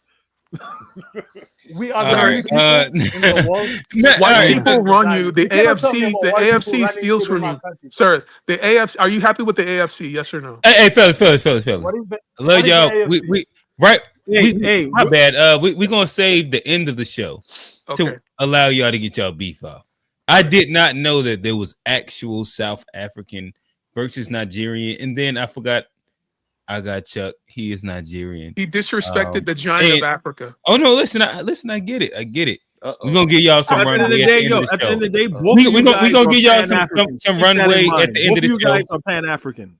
So Maybe keep that in Nah, mind. they we not. actually don't even know that no more. I've never seen a Nigerian Pan Africanist. I've never seen one, bro. Shit. Wow. Hey, wait, listen. This is Historically, I'm not crazy. talking about today. Historically, bro, they don't exist. They Bro, All right, don't but exist. Here's listen. another one. Hey, Y'all know nothing about Kamu, white. my bad. Africans, Let they're me Pan-Africans. put Johnny They're here. Hey, Igbo. Kamu, we gonna come back to you. Listen again. I That's didn't know crazy. we had smoke, but it's smoke, and we'll get to that at the end of the show. But No before problem. that, we do have an OG to the panel. Welcome to the show, Quincy. What's going on, brother? Yo, y'all hear me just fine, man? Yes, sir. Yeah, it's amazing how that had nothing to do with that whole exchange had nothing to do with FBA, but Bo was trying to call it FBA. I was going to say the same thing. Thank you. Yeah, that had nothing to do with FBA. It is what All it right. is. So a few things. H-1B visas. There's a lot of misinformation going on about that. You have your elevator pitch of it, but then you have how it's practiced in real life, and it's two completely different things. Y'all mentioned it earlier, and as you know, Q, I'm going through that right now, so I know firsthand what they're selling. It ain't the truth. So that's that. As far as old boy in New York, I always wonder like where do Black Americans fit in? Because just because these politicians are against white supremacy or against Republicans, that don't mean that they're for us. You know, and a lot of times Black Americans kind of confuse the two or conflate the two, that think that because they're pushing back against Trump, that they mean that they're on our side, and they kind of have this archaic view of America where it's like one side or another. When no, this is like an octagon or a hexagon where it's like multiple sides and everybody kind of got their own corners. Now they will align with one side or another, but ultimately they just using that to kind of push whatever they got going on in their specific groups. And then the other thing too, the last thing is, I'm actually surprise, I'm with Camus. I am skeptical about an immigrant running one of the, if not the most important cities in our country, in the country. And the main reason is that this new America that we live in, we don't really try to force or pressure per se. Don't jump down my throat. But we don't really try to force them to assimilate into being America like we used to, right? And if we do that, if we try to do it, that gets demonized as being right-wing Republican, right? But the truth is, if you go be a politician in America, it needs to be America first, right? And these days, like with Ilhan Omar, these politicians, they'll swear the oath to America, but then they will openly say how they prioritize. Like Ilhan says she's a Somali people first. She said that out of her mouth on camera. You know what I mean? So What her vote say though? What you say? What her vote say though? When she was in that meeting with those other Somali politicians from Somalia, she was talking about representing being Somali first. What her votes say though? I don't know her voting history, so I don't even know that. So let me just finish. I already got skipped and y'all asking questions. Let him finish so I can get my point off. Yeah. Oh man, my bad, old man.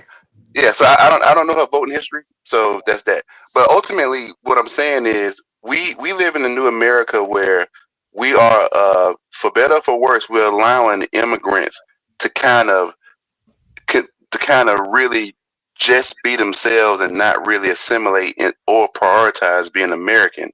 And I don't know how that meshes with being a politician. Because for me, you can't be you shouldn't be a politician in this country if you ain't gonna do America first. If your allegiance is your home country, then that's that. It is what it is. I mean, I damn near go as far as to say, I'm not even sure if I'm even comfortable with immigrants being politicians in this country, just given the climate right now. So, but because they're not really America first. When you let them people talk, they'll let you know real quick, fast, in a hurry where their priorities lie, and it ain't in America. You know, America is like a whole. I'm sorry. You trying to? America is like an ATM. Yeah, I'm sorry. America is like an ATM. The world sees America like an ATM. You come over here, you get your money, you send your money back home, and then after maybe a couple of decades or so, you might head back home, you might not. But that's how a lot of the vast majority of immigrants view America as, and I just don't think that meshes well when they start getting into politics, because they've shown on countless occasions where their allegiances lie and how they vote, and a lot of times, like I said, that Black Americans ain't nowhere near their priority, let alone America. So gotcha. That was all I had, man. Old man, talk to us, brother. Yeah, I don't got a lot to say, but I agree with Quincy. That speech to me was an act of war. You can never prioritize immigrant over American. He said nothing about American. He's lying, talking about immigrants, this, immigrants, that. That is an act of war. And he's talking about come and get us, go through all immigrants. I think he's going to get exactly what he wants. And I don't think this civil war is going to be a civil war amongst Americans. It's going to be an American immigrant war, because you cannot talk like that. You cannot come in here. They're coming in here and taking over like it's their country. Everything he's talking about goes against how America was built on. So if you're trying to change America, you're going to have to change America by killing bodies. And if you're talking about you're going to kill we got to come through y'all and y'all running this shit and y'all run New York. Yeah, we're going to see about that. That's all I got to say. Yeah, but let the record show. And then I'm going to throw the unk. But hey, let the record show that the one immigrant, when asked on stage, where would he go once where would be the first place he visit after he won the mayorship? He the only one who said he going to stay in New York City. Yeah. All the rest of them, all the rest of them said they going to kiss that wall, or they going to Ukraine, or they going to Ukraine.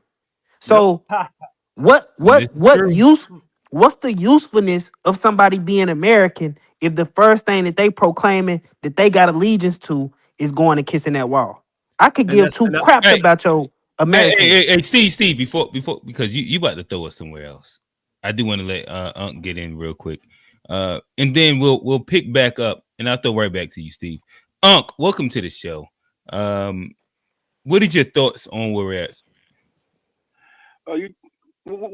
Exactly what are we speaking of? Are we speaking of Buddy the mayor winning in the mayor MAMDANI winning the mayor seat of New York. I don't like it. You know what I'm saying? I don't like it, and I don't like him. You know what I'm saying?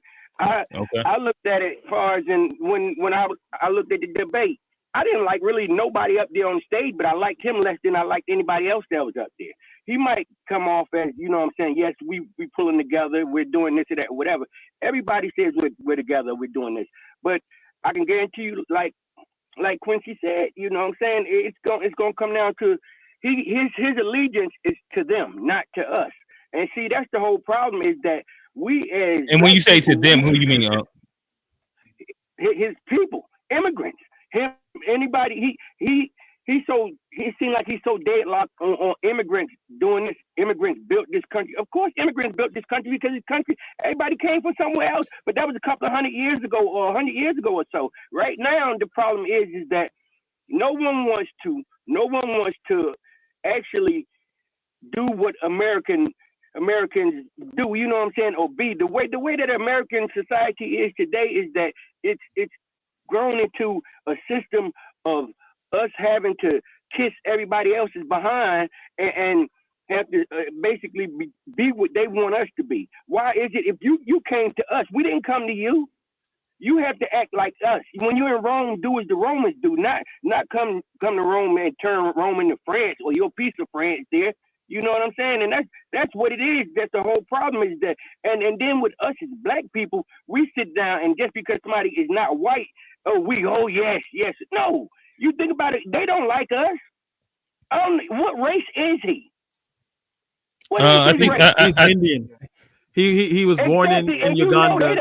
You about to say Ugandan? Yeah.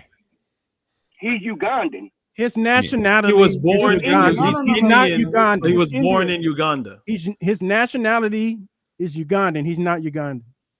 Zohan? He's Indian. Yeah. He was born in Africa. He's an Indian man born in Africa. One time for the so he like Buddy that was on the stage that was the Indian man born in England, and now he say the American. He one of them. No, I don't like him. Mehdi Hassan. No. No. All right, so fellas, right now, and I'll give this to the dissenters of Mamdani right now.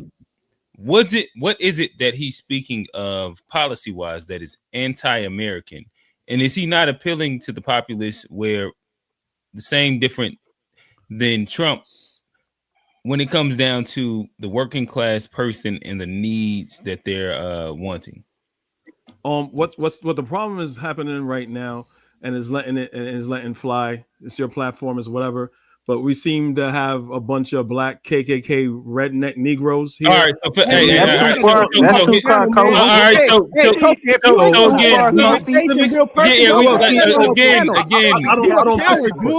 because a lot of all right, so really quickly, I guess just to be able to set the table for the conversation, let's just talk about the ideas. I think that as soon as we get into that space, we're already there. What are we talking about? You a coward. We're already there. But right now, hey, can I say only thing anybody is speaking about is just pure ideas. Whether you disagree or agree with their explicit, but everyone agree, and I get cut off. It's his own thing. But I don't think that anybody has resulted into calling anybody else on the panel any other name. Yes. Can I hop in here? And right now, and again, Kofi, you kind of jumped in when you wasn't necessarily a part of the group that I was saying, where I was saying if you are against Mamdani and him winning, in which I think that you're for him winning. I just wanted to understand what he stood for and how that's anti-American, and like what specific policies that he's advocating for. But again, before we get like any further, even if you about to hop back in, yeah, like we're not gonna get a productive conversation off of calling each other. It really hasn't been a productive conversation if you have one people demonizing a whole groups of people, which is okay. It's your show. You allow that. It's fine. So I'm not. It's not gonna happen when I'm here. Nobody demonize anybody. The first person to talk to me, the last person to talk. The first person to talk to me is the last person to talk. Who disrespected you? So this is what I'm going to say. I already said what I had to say. No one demonized. So when it comes to when we're talking about politicians, because I'm going when we talk about politicians, right? And Mamdani and why the detractors don't like Mamdani simply because he's an immigrant, but that's supposed to be fine to you guys, and that's not being degrading. If I would say here, putting words in our mouth, this black person shouldn't be any elected official because they black, then y'all lose your shit. But it's okay if it's an immigrant. That's not degrading. That's hold on. Can I help? But Kofi, saying someone is an immigrant and that they're not, they can never be Americans. No one said they can never be American. The same thing that white people said when black people were free from slavery, that they weren't able to assimilate. You're copying the same narrative that no, we're not, slave because black masters people are used the to have fucking true when it Americans, comes to dummy. black people assimilating. Just to have. All right, hold on. Hey, hold on. Can I? Let's do this just to where we can diffuse a little bit, and again, we're adhering to calling anybody any explicit names, even if dummy. I didn't call anybody names. I'm not even talking about to you, history. Kofi. I'm not even talking to you right now. But in hey, general, hey y'all, cool out. Right now, again, I'm gonna start exercising the mute button just because yeah, guys, let's keep the conversation a conversation and not a yelling match. So I think that right now it's probably like best to go to Johnny, middle ground, Johnny. Because I feel like I'm on the middle ground. Like, hey, but Kofi, I don't think there's nothing wrong with people from America questioning an immigrant. It ain't about his race. It ain't about nothing. It's just as Americans, we have that right, and I don't think nothing's wrong. But I'm actually on Zohan's side, and I asked the other side. That's not the problem I have. Hey, let me finish, Kofi. Let me finish. To me, though? But it was rhetorical, and I didn't even ask you a question. I just said something to you. I said something to you. I'm gonna finish saying what I've got to say. I just said something to you, and I'm gonna finish saying what I got to say, because next thing I got is to the other side. As black folks, y'all saying we shouldn't vote for an immigrant because he don't like us, but who in America really likes us? We go vote for a white man. They don't really like us. So as America, we as black folks, there's nobody that's really, if you're thinking about it, other than black folks, really got our best interest. So we're kind of stuck, if that's the way y'all thinking about it, outside of just who the people are. But you could look at the policies, and I think the policies, like I say, there's something that I can rock with no matter who are saying it. You just read the policies, and I think that's the biggest thing. But as an American, if somebody's not American, or somebody came from another country, we do have the right to question it. Then that's not a bad thing. But we are allowed to be like, is this? And as black folks, I don't know what everybody else is speaking on, but what I'm speaking on is, if you in a country and you're not running for the citizens of that country, you're an enemy to that country. All right, so old man is running. So wait, old man, running for immigrants. No, I got you. So that's a lie. So old man, now let me ask you the questions. So what is the part, like, what policy does he have that's not for Americans and just for immigrants? Before we even get to policy, I'm gonna start on character. No, because this is how I think. You want to know character. If you misrepresent yourself as another ethnic group, your character is out the door with me right at the start, right? So he already did that. He goes in, he's under record, saying it himself. He identified as something he wasn't. All right. The next thing I don't understand what that means. Like what did he identify as that he wasn't, and what was the context? To get into college, he identified as an African American to try to get a scholarship, just like other Indians have done, and other people of so-called minority immigrants born in Africa. Done. He's an American. That ain't African American. Don't play dumb, bro. African American. If you were Elon Musk, that's not African American. Says that Elon Musk is also an African American, but he's not black. Stop that ain't African American, bro. Damn. Okay, he identified as Asian and African American and ethnicity. Okay, all right, cool. So right all right, so that'll be that. So what about his all right, so we got that's understood. What of his policies speak to being anti-American or not for the average working class American person? Was American outside?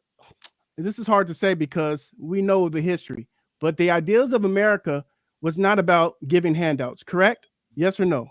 Was that? Well, I think entitlement programs have been American since 1930s for white people. Exactly. That's why it's hard to say, because it's for white people. But what do you mean? Like so? All right. So if we want to go like the past 70 years, it's been for black people also.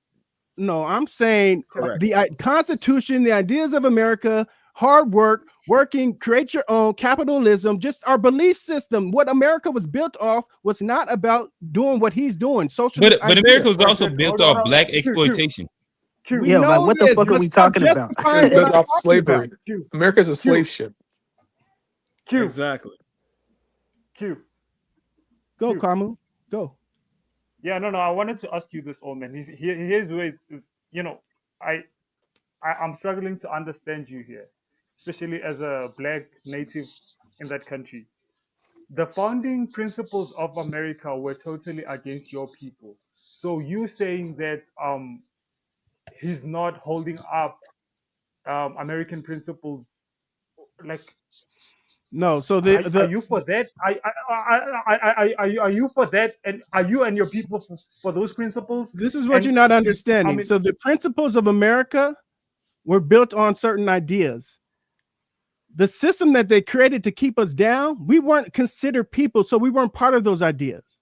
Right? You get what I'm saying? So I'm going by I'm going by the fights that our people have had here in America to hold Americans accountable for what they said America is about. So we're talking about not what happened and what we went through. We're talking about the ideas of America and what America is supposed to be about. what? And it's not about socialism. No.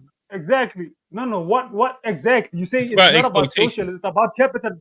Are those the principles that your people want to like adopt? Like, were your people even consulted in, like, do you want to adopt those principles like capitalism, free market, and all those, like, are those your principles?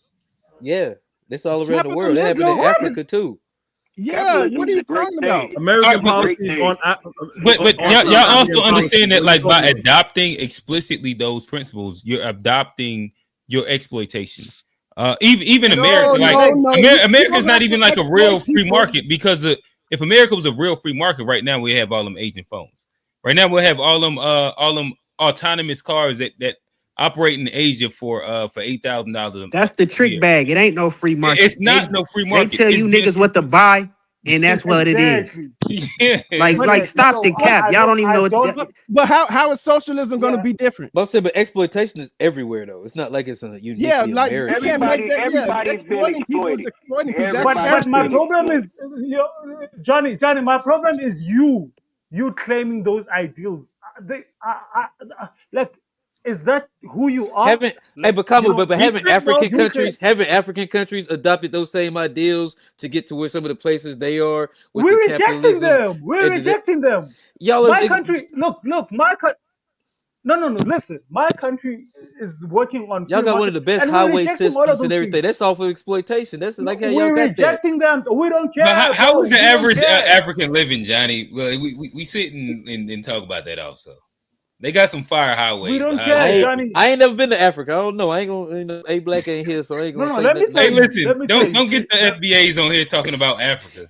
They're gonna tell you all the bushmeat jokes. No. So like which way? Like, this is what people ignoring. If the system performed, if the system equitably distributed out wealth, if the system had raised everybody quality of life, if the system had ensured that everybody could buy a house, there wouldn't be a rejection of what y'all claim to be the founding ideas. There is a reason why the founding ideas is being rejected, because those principles have led. I just posted a stat in the chat today. The average age of a first-time home buyer in today is 40 years old.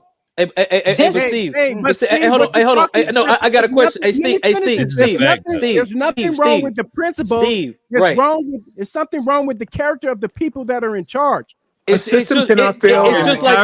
It's just like religion. Like, how many bad things that people do over religion?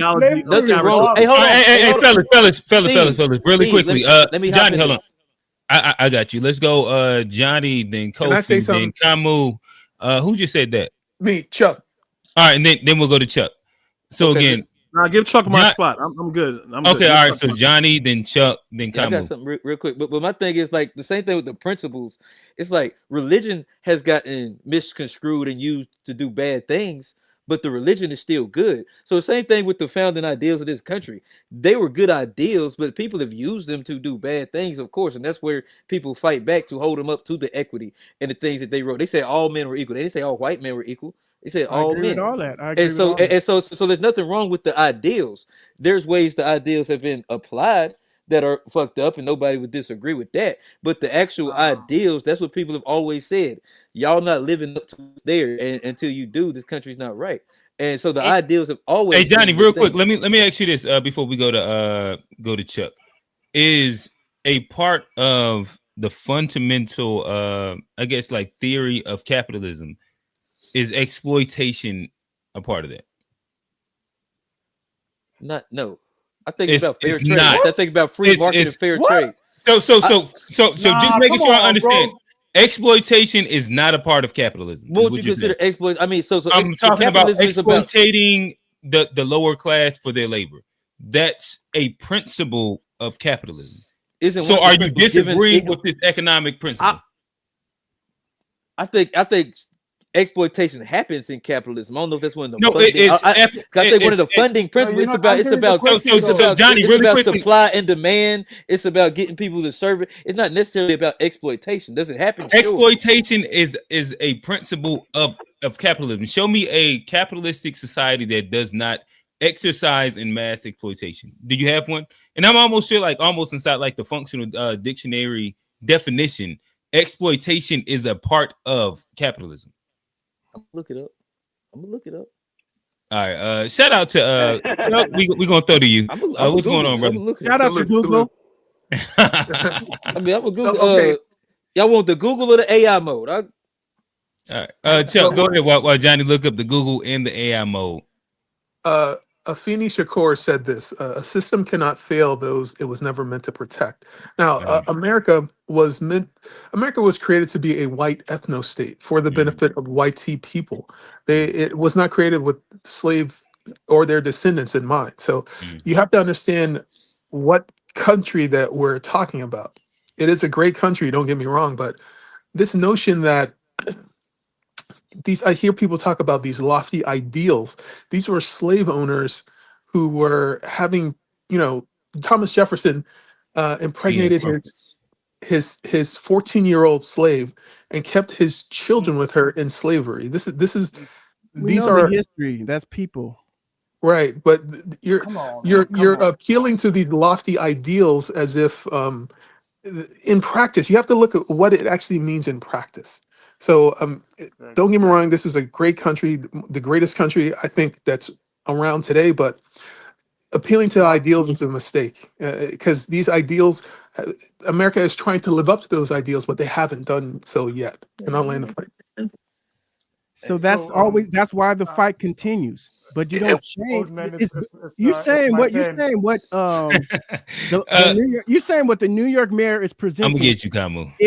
It has been proven to be better than the system that America currently runs under. No, it's communism. But it doesn't. But this is the thing. What gives people who are willing to give it a chance because the current thing is making their life worse. I think y'all just missing that whole point. Like, if the current thing wasn't making people's lives worse, nobody votes for him. But Eric Adams, the corporate bootlicking status quo person who was just the mayor, I want to say the rent went up by rent control apartments went up by 12% in 1 year. So y'all keep talking about again, and this is the problem with black people. This is a problem with black people politics, in my opinion. If a black politician is running, I expect them to explicitly lay out everything about black, whatever the case may be. But if Joe Blow over here running and he say, I'm gonna put rent control on 1 million apartments, whatever the number is, and if I'm able to do a little quick math, and I understand that 45% of the people who live in rent control apartments is black people, I don't need him to say it's for black folk. We already live in the rent controlled apartments. We already don't own no home. We already ride the bus the most in New York City. We already can't get a vendor's license in New York City disproportionately. I don't need him to say it's for black folk. It's already for black folk because we disproportionately are at the bottom of the rung. So anytime you do a policy that's going to be a quote unquote working class policy, we going to benefit. Now, and then if you go read his policy, he actually talk about redistributing, and they hit him on this in the campaign. The Republicans tried to hit him on this in the campaign. He actually talking about redistributing tax dollars from majority white neighborhoods to black neighborhoods. He can't do that. That's racist. But so now you don't want him to do nothing for black people. I'm telling you, he won't be able to do it because it's a racist concept. So wait, so first he's an immigrant and he's no good. He's not fighting for average man. Now that he's doing it, you're criticizing him and sound that's like what I'm saying. It ain't never good enough. It don't matter what he say. Y'all just not gonna be cool with it. No, you don't understand. I don't want anybody to be racist, so you shouldn't be. That's not racist. Anyone to give to racism. That's redress. How is that any? That's redress. That is not the dream of America, and that's not the dream of reparations. You're not white. Dream of my people. America. You are not supposed to be racist on either side. Yeah, all right, Kamu, talk to us. Kamu been waiting. Kamu been waiting to get in here. Let me jump in after that. I got you, Quincy. We'll go Kamu, Quincy, then Ain't Quincy from Atlanta? Yeah. Hey, Steve. How the FBI is running Atlanta? Hey, Steve. You know how they run in Atlanta. Steve, we gonna get back to Quincy. You gotta ask that question as soon as it's Steve time. Kamu, he been waiting on that really strong South African Wi-Fi. Just say this real quick. Why are you bringing FBA when this is not an FBA conversation?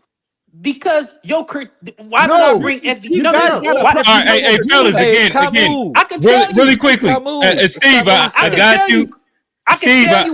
Steve, I got you. This might be the first time I had to mute Steve. We're gonna get to Kamu, and then we're gonna get back to y'all shenanigans. Kamu, go ahead.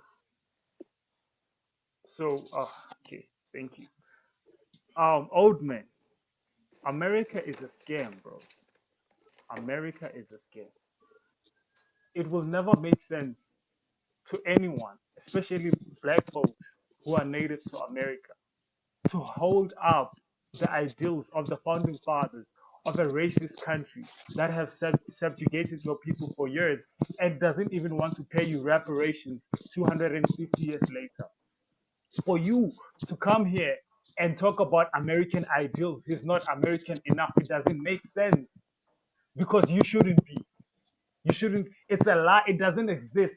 An American dream is a scam. There's no such thing. America is a white supremacist country that looks out for white interests, and that's it, period. Now, in as far as your people are concerned, your people have to have their own belief system devoid of American trajectory. So for you to adopt principles that were founded by people that are responsible for hurting your people, it's insane. It's insane. America lies, goes all over the world ambushing people and killing people and stealing resources and calling that God's God's mission, whatever nonsense. Calling it democracy. Dick Cheney just Manifest died. destiny. Manifest destiny. Is that what you want to do? Johnny talking about capitalism not being exploitation. Bro, are you listening to yourself? Hey, hold on, Kamu. You just said Johnny, stop. Let him get his off, and then I gotta respond after Johnny. I gotta respond. Well, he I also want Quincy to get up. Quincy asked to speak. Yeah, Kamu, he's shooting at everybody. Go ahead. Dick Cheney just died this week, bro. He invaded Iraq for no apparent reason, just because America wanted to steal. They want to do the same thing with Nigeria now. They want to steal their lithium, bro. They're coming with all bunch of nonsense, and that's capitalism. That's the full blow capital. That's how capitalism works. My country is also capitalistic, and we are rejecting it. We don't want it, bro. The white people Africans stole your like country, Kamu. White people already stole your country. All right, listen again. Y'all about to go into smoke. It's already gone. Y'all about to go to smoke that we don't need. I do want Kamu. Wait. You ran the rung for a little bit. Quincy, I want you to hop in, get about a good 2 minutes, and then old man, listen again. I'm gonna open it all the way up, but our guy Quincy, OG of Atlanta, he has been waiting very, very patiently, and I got you, brother. Old man, we'll go to you first after Quincy. Yeah. So just to clear up, I forgot who said it about the whole ideals of America. I think everybody getting hung up on what America is versus what it say it is. We know America full of shit, right? But even the civil rights was a lot. A lot of the civil rights was America. You said you were X, Y, and Z, this upstanding person, this keep it all equal, but you're treating us like this. And when you put the mirror back to their face, that's largely how, especially when they walked across the bridge and they televised it to the world, and America tried to present itself like it was so equal and so above the fray without doing all of this stuff, and then you televise to the world what they're doing to black people, and now America kind of shamed because what they say they are and what they was doing is two different things. So I don't think we should get hung up on my boy notion, because it just is, hey, America said they're these things, but we all know they're not. But that's why, like I said, historically, Black Americans have been the ones to hold a mirror in their face and said, "Hey, you're not saying what you are." And we showing the whole world it, and that's when they kind of, straighten up a little bit and start letting more folks in the country and start treating people right, because they said they was something that they really wasn't, and that they wouldn't. They was never really trying to be, but they was trying to look good. And now they kind of being held accountable if they want to still be the big man on the block, right? Because you can't be full of shit. Right. So that's ultimately what it is. Man, it was a whole bunch said after that. And I don't got much to say outside of that, man. But it was just a lot said after that, man. But one more. I got you. So I guess let me ask you one question to what you was just saying. Yeah. So a part of what you're saying, and like your appeal to the civil rights movement and how that forced America, quote unquote, or white supremacy, to actually do like a literal appeal to the black person in the black community. Wouldn't, in the same breath, we also say that the biggest benefactor to the civil rights movement wasn't black people themselves, but actually white women? And so if you look at it as that, then that's just the trick bag, right?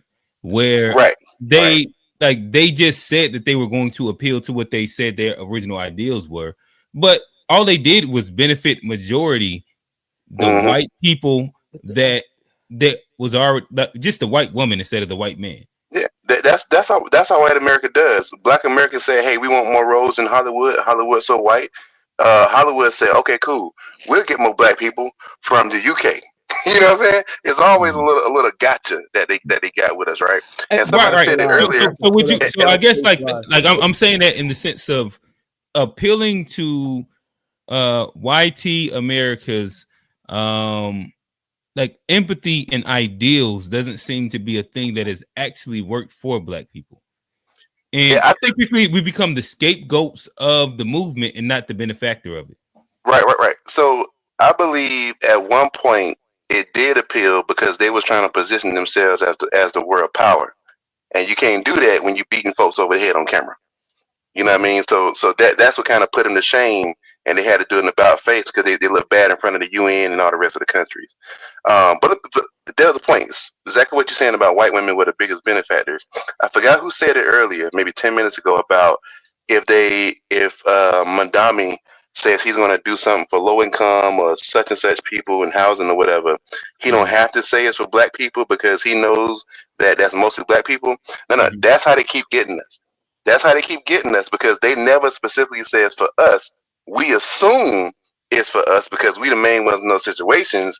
And then when we look up, like you said, they didn't divvy that shit off to everybody else except us. So and I said this a million times on this show, I'm at the point where I'm like, nah, if something's supposed to be for us, say our name. Black Americans, African Americans, FBA, ADOS, whatever, however you want to say it, but they need to say our name and say it specifically for us, because every time they try to say distressed income or low income or in the city or whatever, we always be the last ones waiting for crumbs when everybody else done got the ate off the policies that's supposed to be for us. So that's gotcha. Oh man. I just want to say I'm glad you are on this panel tonight, Quincy, because everything you just said is exactly what I was going to say, but you articulated it better than I could. So you responded to Camus how I wanted to. And as far in the response about the saying our name, that's exactly what I wanted to say. The only thing I want to end on is that Camus, I think you see America, like the American, as a white person. I have never seen America as a white person because I know America is truly and initially was never white. So when I say America, I'm talking about an ethnic group of people, my people that were already here, that live here, that have been oppressed. The dreams of the American idea that we keep fighting for. We are the dream. We are the standard. We are the people that everybody, when you visualize anything good about America, it's because of my people. So when you're talking about the negative side and people going to war and killing, that's not America. That is these European criminals that came over here and colonized this country. All right, that's not America. So that's how I see America, and maybe you can see America like that too. But I am American. Johnny is American. We are the Americans. We are American. And then people, no matter what color they are, coming over here talking about immigrants first and not talking about Americans first. We are the indigenous. We are the aboriginals. We are the foundation of America. Are you serious? Hey, hold on. Can I let it go? I haven't spoken in a while. Can I go, please? Are you serious with this? No, hey, hold on. Let me get in before Kofi. Let me finish. Let everybody go. I haven't spoken in a while. He said something though, Kofi. Can I ever finish? No. Go ahead. Okay. Go ahead, man. So you're Pocahontas' cousin. I said no to Pocahontas' myself. cousin. I said no to myself. I'm being. You don't get my humor anyway. So when I say we're all these things, these are facts. And for an outsider, somebody from another country and somebody who has immigrated to this country trying to tell me what I know for fact is not true, that is so that's such an undermine of our ethnicity, our culture, and our heritage, our lineage, our history, and everything. Chuck, I would never go to you in your country and say you are not from that place. That is crazy. I'm done. The white people know where they bought you from, though. They know where they bought you from. Hey, Chuck, I think let me finish. Let me finish. Chuck, I thought you was done. You no, because you say some stupid stuff like that. The white people, where did the white people buy my people from? Just let them answer. West Africa. Western Central Africa, sir. Okay, so what like I said, those ran like a business. If y'all you leave white people so much, white people have manuscripts and things of where they bought. Can I just say this? Like what are we talking about? I'm not speaking for no one else. My people, my family, they were here, and we were bought and sold on our land, captured, imprisoned, bought and sold on our land. We have nothing to do with West Africa. Whether you want to accept it or not, that's on you. What year was this? All right, so to divulge from us going into that, let's go to Johnny, then Kofi. All right, and so I kind of want to hop in where Quincy was at about the ideals, and like I still even with the civil rights movement, I know white women probably benefited mostly, but like the ideal was still that we're arguing that like you have to live up to these ideals because there's nothing wrong, with the idea. And I always agree that they will have to be, executed better. I think black people, we're learning to play and demand more of the system because it's a game. I think we're learning to play it better. So I don't think there's nothing wrong with necessarily the system because it's a system that gets replicated across the democratic system. I don't think there's nothing necessarily wrong, with that. Even capitalism, because I think it is set up for it to be fair. I think there needs to be structures in there to keep it fair. But I always like the fact where private ownership of land, getting fair wages for your labor, it's supposed to be stuff like that. I believe in those ideals, and that's why I'm capitalist. To Kamu, as far as immigrants, and this kind of go to everything. If we're in this country where we're not we've been subjugated and everything like that, you talked about how the system is set up like white supremacy. Why wouldn't we then get an immigrant guy to come in or help us? If this country has been based on immigrants, most of us have been immigrated here in some part, most of the white people. What's and there's even Elon Musk come from your country and he over here making laws and was running stuff like that. So what's wrong? I mean, he do.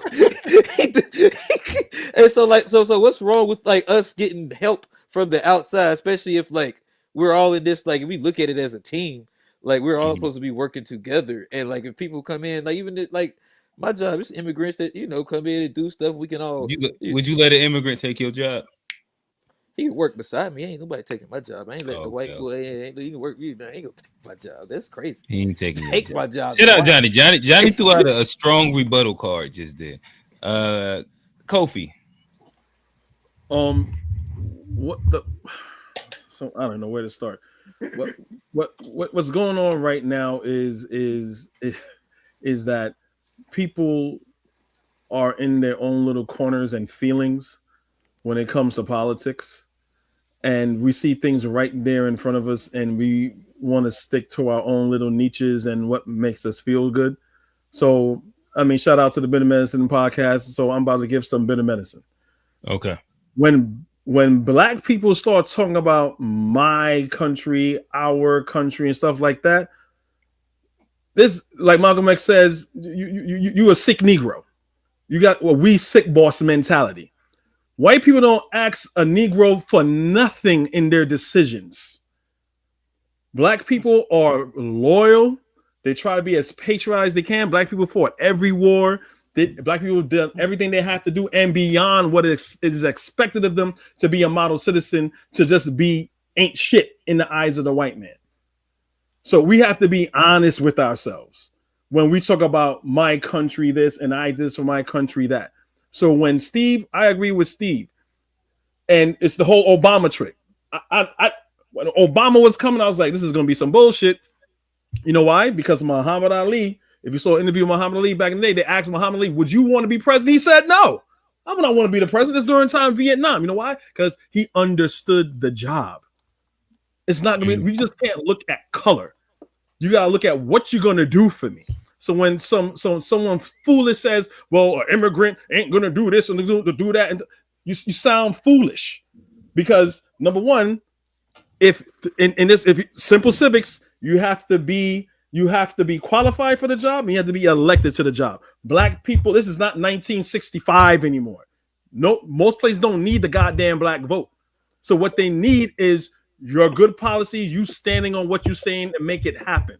So right now, Black America is in a position right now where we have to hold our elected officials accountable, but you're not running anything. You're not running shit. So if someone says, hey, look, I'm going to help Black people do this, not even Black people, I'm going to help marginalized people do that. If you're a part of that group, you make sure they come to fruition. MAMDANI, he graduated in African American studies. I find that commendable. You know what I'm saying? He's not just talking the talk, walking the walk. And I'm going to end with this. Dr. Claude Anderson, because everyone likes Dr. Claude Anderson. So there's a cultist group out there that loves Dr. Claude Anderson. Dr. Claude Anderson was on the Breakfast Club, and he says Black people have not moved one iota since the civil rights. And the only thing that Black people produce is sweat. Dr. Claude Anderson is trying to tell us that we need to get our politics, right? Our money together. At the end of the day, in this capitalist society, that matters. So I pretty much yield it right there. All right, got you. Kamu. Let me get up to Kamu. Yeah. I'm gonna go to Unc, then back to you, Quincy. You talking to me? Quincy, yeah. Oh, all right. So I'll throw the Unc. Talk to us. I feel like, out of all of this, I feel like everybody should have their own opinion on things, but we should be civil enough to not call each other names. I haven't come here and disrespected not one person, but as soon as I finished talking, Kofi called me a KKK member, and I thought that was rude, and I thought, I don't see where that. You're cutting out. Yeah, you cutting out. He came back. I think he came back. Can you hear me now? Yeah. Yeah. What I'm saying is, I thought that it was very rude of Kofi to call me a black KKK member. I did not disrespect. I wasn't talking to you. One way. I wasn't talking to you. No, but you said it. No, I thought. If I apologize because you said it right after I finished talking. That's why. No. I was talking to you. I wouldn't do that. Saying it to anybody is wrong. Hey, Kofi, don't mess with the Rock boys. Most like I said it to old man. Hey, Kofi. Before I keep it a buck, I would have thought. All right, so fellas, before we devolve, let Unc finish off his I would just say soliloquy. If you won't say something to someone in their face, you probably shouldn't say it on a panel. Negro, no one knows how you look like. Shut the fuck up. No one knows how you look. All right, we getting there. Didn't say that. All right, so again, let me find. All right, Unc, you got the floor. Yeah. This is. I feel like my opinion on the man, you know what I'm saying, my opinion on him. But is he going to do a good job? We'll see. We shall see. Hopefully he does. But my thing is this right here. There's nothing wrong with change. I might have my opinion on it like that, but I feel like if he's going to do a good job, let the man, let's at least give him a chance. Until you see he does a good job or not, we can't say anything. But that speech he did was BS to me. You know what I'm saying? Because it didn't sound like us. It sounded like immigrants. I'm not an immigrant. You understand what I'm saying? So that wasn't towards me. It wasn't for me. It was like he that's who his base is. That's who he wants, you know, everything. Yes, everybody, New York is a melting pot, which is, you know, it is what it is. Because it's a major city, and any major city, majority of major cities are melting pots. But with him, it sounds like he's just going for the immigrants. That's what that speech sounded like to me. It didn't sound like he was just for, you know, and for somebody saying that, you know, saying we shouldn't be proud to be American, no matter where you go to and wherever, it was colonized by white people. You can't tell me what island you're from or whatever. White people colonized it. Black people don't run nothing nowhere. And you can't sit and say that even in South Africa, y'all don't run shit. Y'all don't run things either. Because there's no let me finish. Let me finish what I'm saying. The reason why y'all don't run things, listen. The reason why y'all don't run things, if y'all ran things, y'all wouldn't let them have their own white town in your country. So shut your mouth with that stuff you're talking right now. Shut your mouth. Fellas. That wasn't coming. That wasn't coming. Yo, you did good though, Unc. You just took that was Caribbean. Hey, fellas, hey, shout out to the chat. Country ass. Right now, let me give y'all a quick announcement to diffuse the room.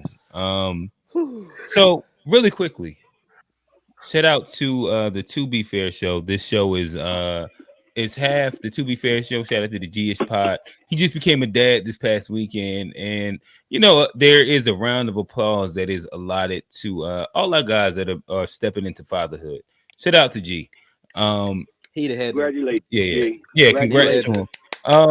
Congrats. I ain't got the whistles and all that. Kamu, don't clock the T. That was wild. But yeah, that was wild. I don't know what that was wild. But saying all that to say, shout out to all the chat, all the call-ins. The To Be Fair show is doing a award show December 20th. In Charlotte, North Carolina. If you are interested, this is to everybody. Listen, we are doing awards that will apply to the Unpacked community. We are shouting out any and everybody that has participated and been a part of the show. Again, we're doing the best call-ins. We're doing the favorite chat of the year awards. Some nominees up here. Yeah. It's some nominees. It's some nominees. Listen, I think that the panel of nominees is up here tonight. But nonetheless, again, it will be a live event. If you are interested in attending, you know, tap us on our shoulders. We can give y'all the address and let you know. But we would love for a couple of our favorites. I know Unc gonna pull up on us. Oh yeah, we love to see it's a few of them. We might get a David Walker a pop up. I'm definitely not coming. What time? I'm slapping the shit out of this phone. Yeah, go ahead. I'll be right there. Get your hot and punk ass. Yeah. So I'm gonna make sure y'all keep it peaceful. Bring your squad. Because if I see your ass, you old man, I'm gonna bust your ass up. Hey, don't do it right here. Don't do it right here. They trying to get chill out. Hey, chill out. Calm down. Hey, the war gonna start with me and Kofi. Hey, we gonna have some space if y'all want to, but not right here. Not right here, y'all. Kofi, we gonna have some space. You done made that man turn his camera on. God dog. Push-ups. Yellow teeth out of state. Don't know what you're talking about. Make yourself look foolish. All right. So fellas. Let me Let me try and finish off this this award show promo that I was doing. Hey, this gotta go on the promo. I'm gonna knock your ass. No, it does. Hey, fellas. Not yet, y'all. Not yet. We almost there, y'all. We almost there. Again, December 20th. As y'all see, listen, this is a spicy crowd. We call it the Tubies. We are having the first annual Tubies, presented by the To Be Fair Awards. And this would include every podcast that we have. This is the To Be Fair show, the Who You Talking To show, Unpacked. You know what I mean? Shout out to G. We circling in the G-ish podcast as well.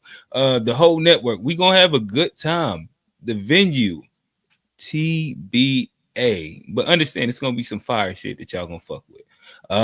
With that said, fellas, who's like the safest person for me to throw to right now? God, Quincy. Quincy.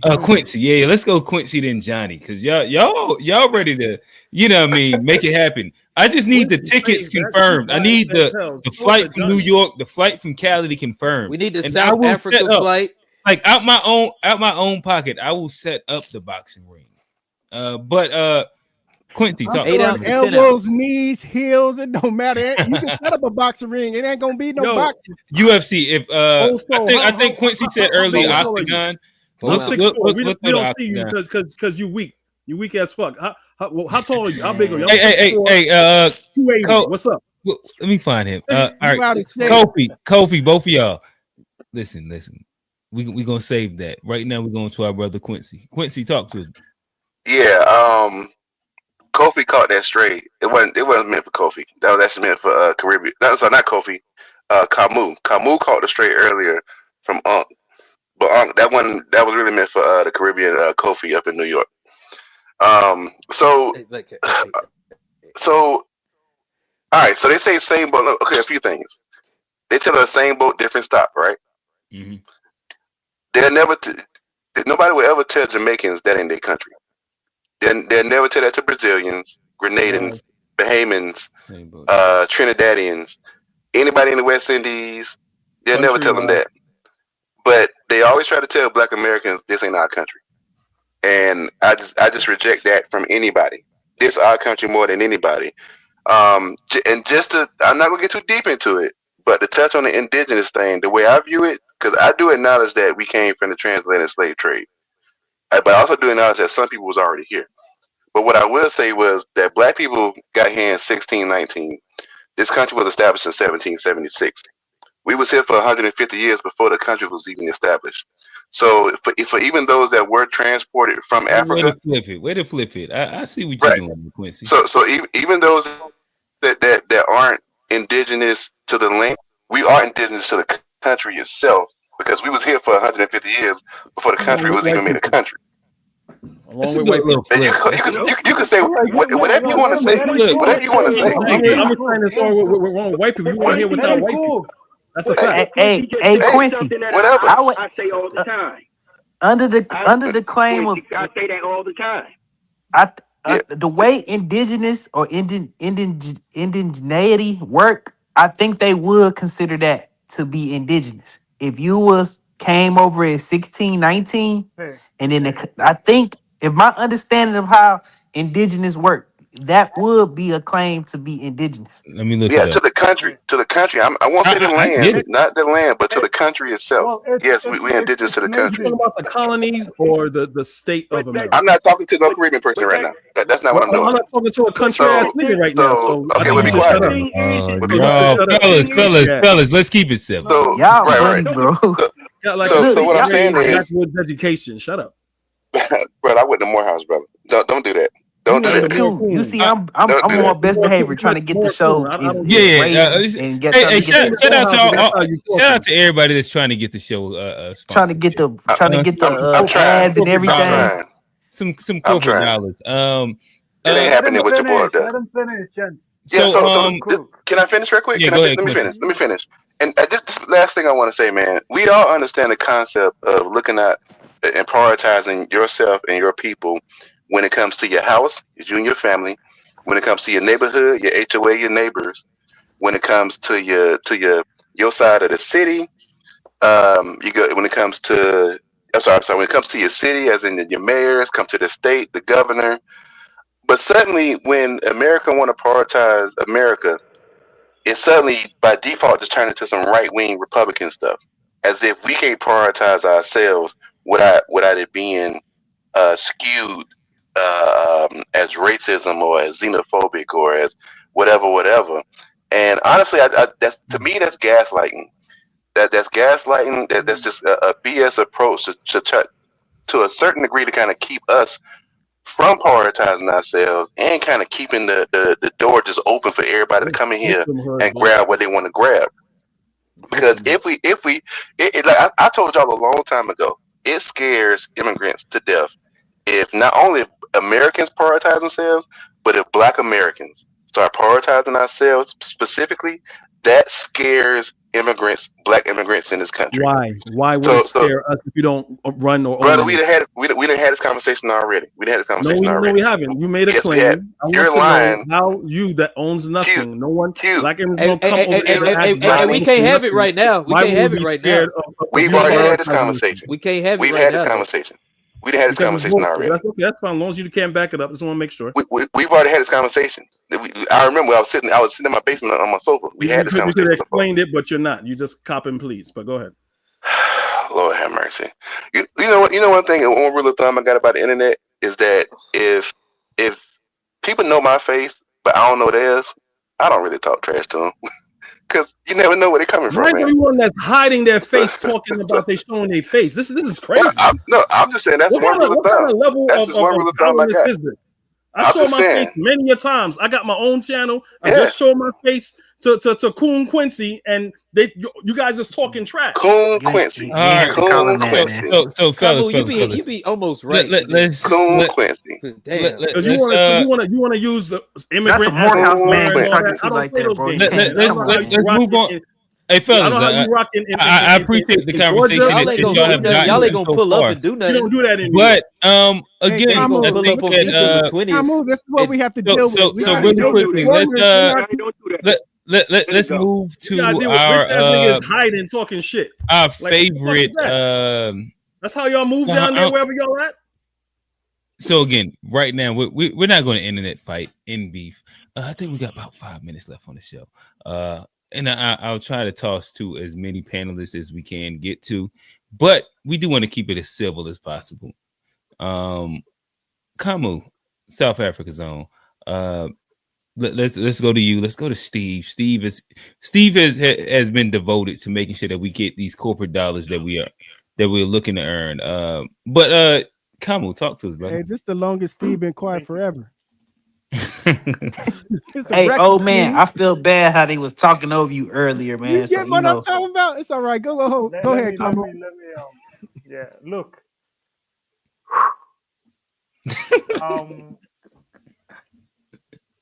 Guys, see, okay, I gotta agree with Unc in terms of Black people not owning shit, but you know, there's nuances to that. I mean, you know, we're not entirely free, to be quite honest, as a Black people throughout the world. We're not entirely free, but it's nuanced, and there's variations of what people can do.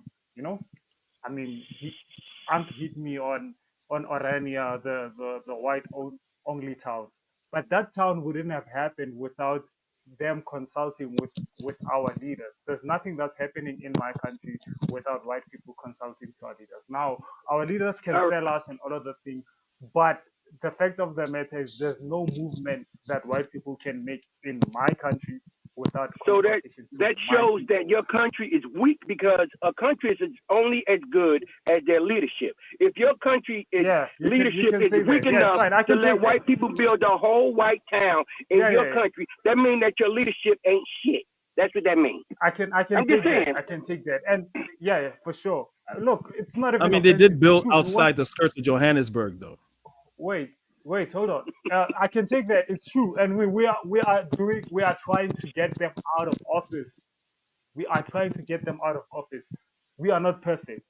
The same applies to you. It had to take a Kenyan man to be the first Black president, while you have 50 million other Black people. So facts. You're also weak. That's my point. Facts. You know. My point is, immigrant was the first president of the United States. So actually, the first black president, can I not be the first black disrupted? president go way back before him. We could go different ways. They don't know that history. Nah, he was They don't know that Hey, let history. Camus finish. Thank you, Go Johnny. ahead, Tom. I'm sorry. I Thank you for apologize. looking out for me, brother. Look, the point I was just making is that all of us, we're not entirely free, bro. We're not entirely free, and it's fine. But what I would- what my people would not take, at least I'm talking about my people for now, is disrespect from people who look like us. That's not happening. I told you that we had Camus, you just got dog walked today by Chuck. What you talking about? Hold on. No, I cooked him. So we had a mayor. Hold on. We had a mayor who was born in Zimbabwe. That man didn't last a week in office. He was taken out. That shows how much we're not playing. We're not playing those games. You have to consult with us first for everything you do. So I'm not sure where MAMDANI is gonna end, but hey, man, I feel sorry for you. You're also as weak as we are, bro. Like, I'm sorry. Now, you have to. How do you feel No, sorry for me? no. We ain't claiming none I of your feel sorry weakness. for What you. the hell you I feel talking sorry about? for you. You telling me I feel that sorry for you. you sitting You here have to. and you can't feel sorry for me. Look in the mirror and point that finger at your own self. Don't point at me because there's nothing. No. I don't have to. I don't have to abide. I'm not in a country. You have to abide by what white people say, and they've been running y'all forever. And if it wasn't for black Americans back in the '80s that came and said what they said and to help y'all wouldn't have been.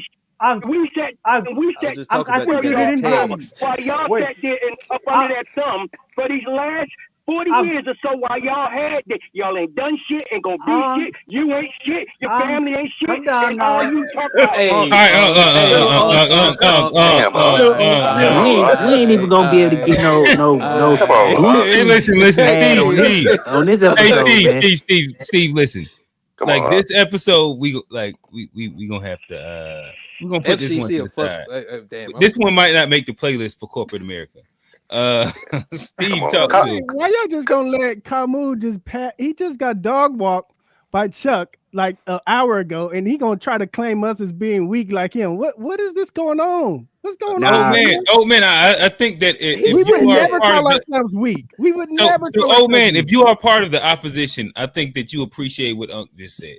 I think Unc didn't allow that to stand. Well, I'm not done. I'm trying. I came at Camus in the beginning, but I got. You want to get your shit off too. So I don't want to go too hard on him. But it's like only when he start calling us masters and slaves, that's the only time I go crazy on him. But yeah, Camus, never include us in the weak talk. That's not how we talk. And never feel sorry for me. Feel sorry for your mama. I didn't even sorry for me. Fellas. All right. So right here, I'm gonna mute you too. Any and everybody else. Let's go to Steve, and then Johnny, and see if we can get some middle ground here. This a good episode, and I do think a lot of the I'm not gonna say anti-immigrant, but just a lot of the thoughts and stuff about immigrants, what's their role in this country, is it's being used as a scapegoat for like the real crux of the issue. In my opinion, like, and that's the fucked up economy.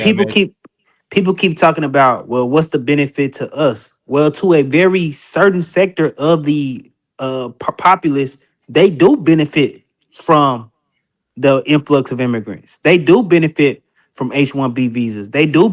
So when we say this broad, the American, no, some Americans do benefit from this, and they are the ones who are creating the conditions in which then is economically disenfranchising. The masses of what masses of.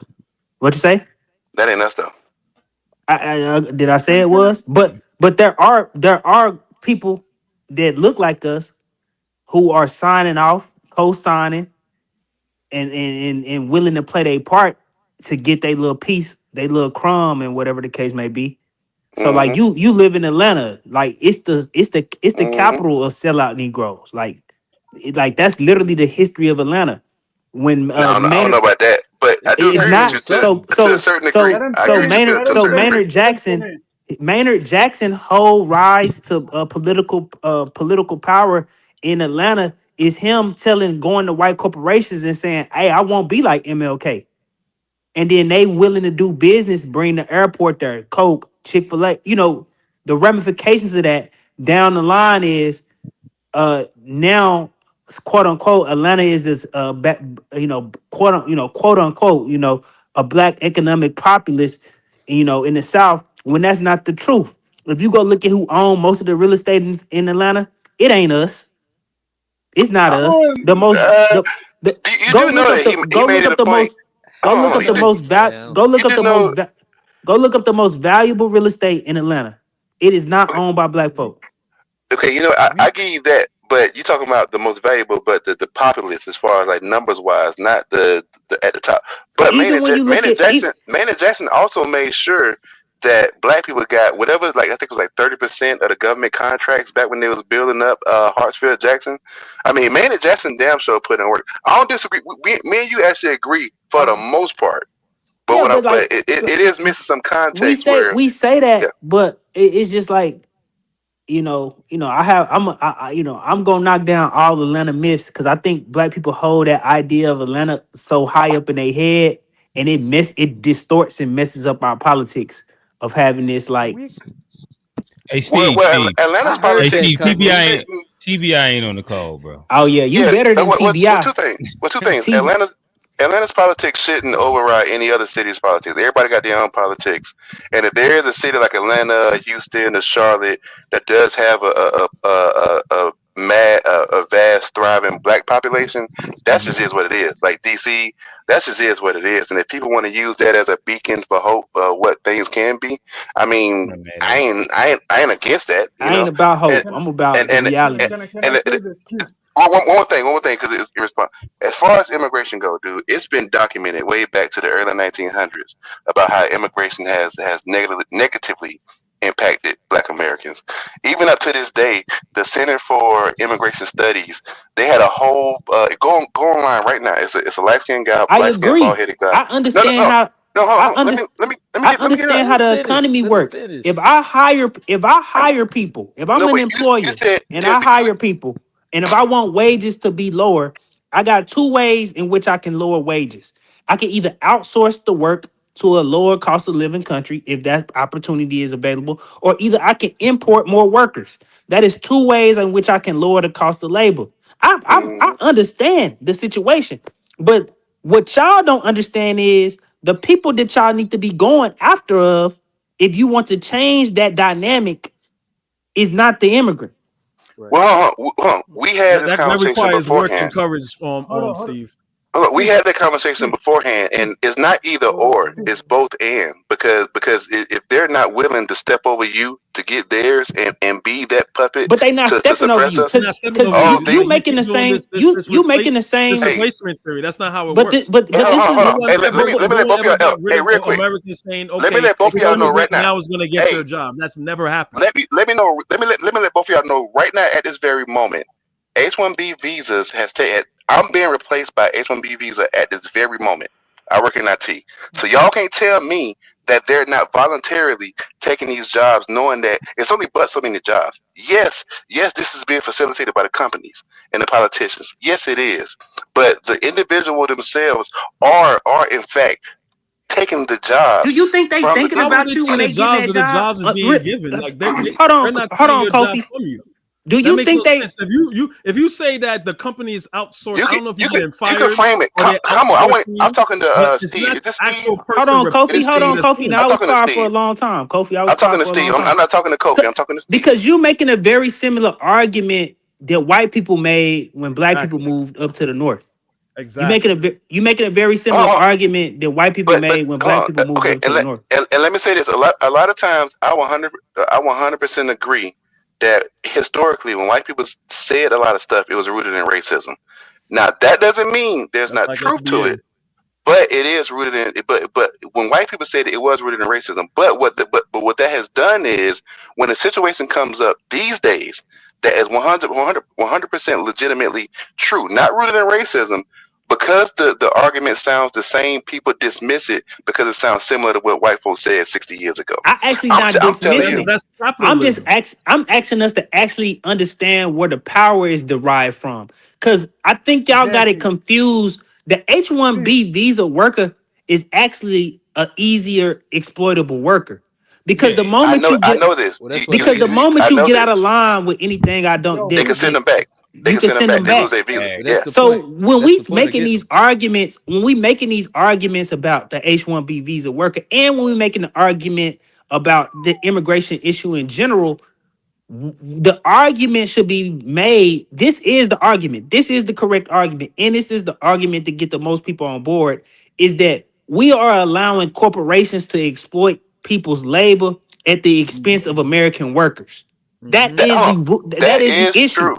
We're not That is the issue. we're The not in moment disagreement. But That you is can't. true. But that's not true if you're That blaming is true. I'm immigrants. talking to Steve. I'm not talking to Kofi. I Steve, don't that care is about this true. is an open panel. Steve, But Steve, you blaming Steve. immigrants, Hey, not the so corporations. Steve, that is true. But that does not negate the fact that Indians in it by the hundreds of thousands, damn near by the millions, they know that they are getting these jobs at the expense of Americans. That's a fact. they don't care. You can't Okay, sell hold on. yo, No. I didn't ask you whether they cared or not. I said they know that they're getting them at the expense of Americans. That's a fact. So I'm agreeing with you. Yes, it's the corporations. But Yes, do when but is that not a also, sign of weakness? but ask but yourself this. also, Ask yourself this. Ask yourself this, Quincy. When them dudes is sitting over in India and they ain't got no job and they poor, do you really think they saying, "Oh shit, I'm hold finna on. take an American job"? No, they don't care. Y'all niggas can't say y'all believe That it. ain't hold on. That's how they think. That ain't the point. No. The point is not whether or not they care. The facts is the facts. They are voluntarily being used. I know firsthand, brother. I know firsthand that they are okay with being exploited because they want to be over here. They are subjecting themselves. Because they quality of No. life is worse in India. Hold on. I don't give a damn about the circumstances. What I'm saying is they are choosing to be exploited. They know what they're doing. They're not little kids that don't know what they're doing. These are grown individuals making these choices, and you all want to ignore the fact that they are a part of the equation. I agree with you. It is the corporations and the politicians and all of that. I agree with you. Well, you But this never whole gonna no, fit. this, but this notion of removing any kind of accountability to the people who actually are letting themselves being exploited, knowing that they are gutting the Bro, middle I promise class. you, Like they So don't. what? So no, your they point do is have a that they hand should in it. just I No, ain't they talking to don't. you. I'm talking to Steve. opportunity for So H-1B Steve, what were you visa saying, Steve? in I America. know They they have So don't. to Steve, what just were you saying, reject. Steve? All right, hey, fellas, really Steve? quickly. Yeah, let Q do his I thing. think Let that Q do we his thing. have reached that point where We 11 minutes past. 11 minutes past. Shut My up, Can I bad, Jamie. just man. throw? My Can I bad. Oh throw no, one thing in? y'all good. I mean, we but went 30 Also, minutes one past thing, last week. we Why did. you But always do hey, that? Kamo, we all the next points is gonna make it to the after show. I love it, but Can I throw one last one in there? I just want to tell no, the Johnny, people this. I just gave him that one too. I'm sorry. Oh, come on. Listen, He a co-host. Q, he a co-host. Come on, let me get Oh. this one. 30 everybody got one seconds. more. 30 Everybody seconds. got one more. But Johnny, I love you, but nigga, I talked to you like 2 hours earlier today. Johnny got enough off. Pause. But nonetheless, this has been a fun episode. Funny enough, there's so many prompts that we didn't get into, but we did find out that immigration is an inflammatory conversation still to this day within the American community, the Black community, and even when it comes down to electing leadership, because that's kind of where we got stuck at. But saying all that to say, this has been a fun conversation. Shout out to Johnny P. Camus. Listen, I enjoyed the Camus versus Chuck. We didn't get the last part of it to end it off, but it was fun. It was interesting. It was a good one. Shout out to Steve calling in. He called in early, and like he started off informing us about the filibuster and finished off informing us about all the things that he was informing us about. I can't even remember what he was just at. But Kofi, salute the NYC guy that gave us the ground level version of what was happening inside New York. Old man for calling in straight from Cali. Again, giving us a fair perspective from the guys. We have Quincy, Atlanta's own. Great. Appreciate it. The POV and the favorite, the chat's favorite. Turned it all the way up. He said, yo mama, yo family, yo daddy, your grandma. Unc is in the building. And with that said, this has been a fun episode of Unpacked, and we out. Peace. Yeah. All right.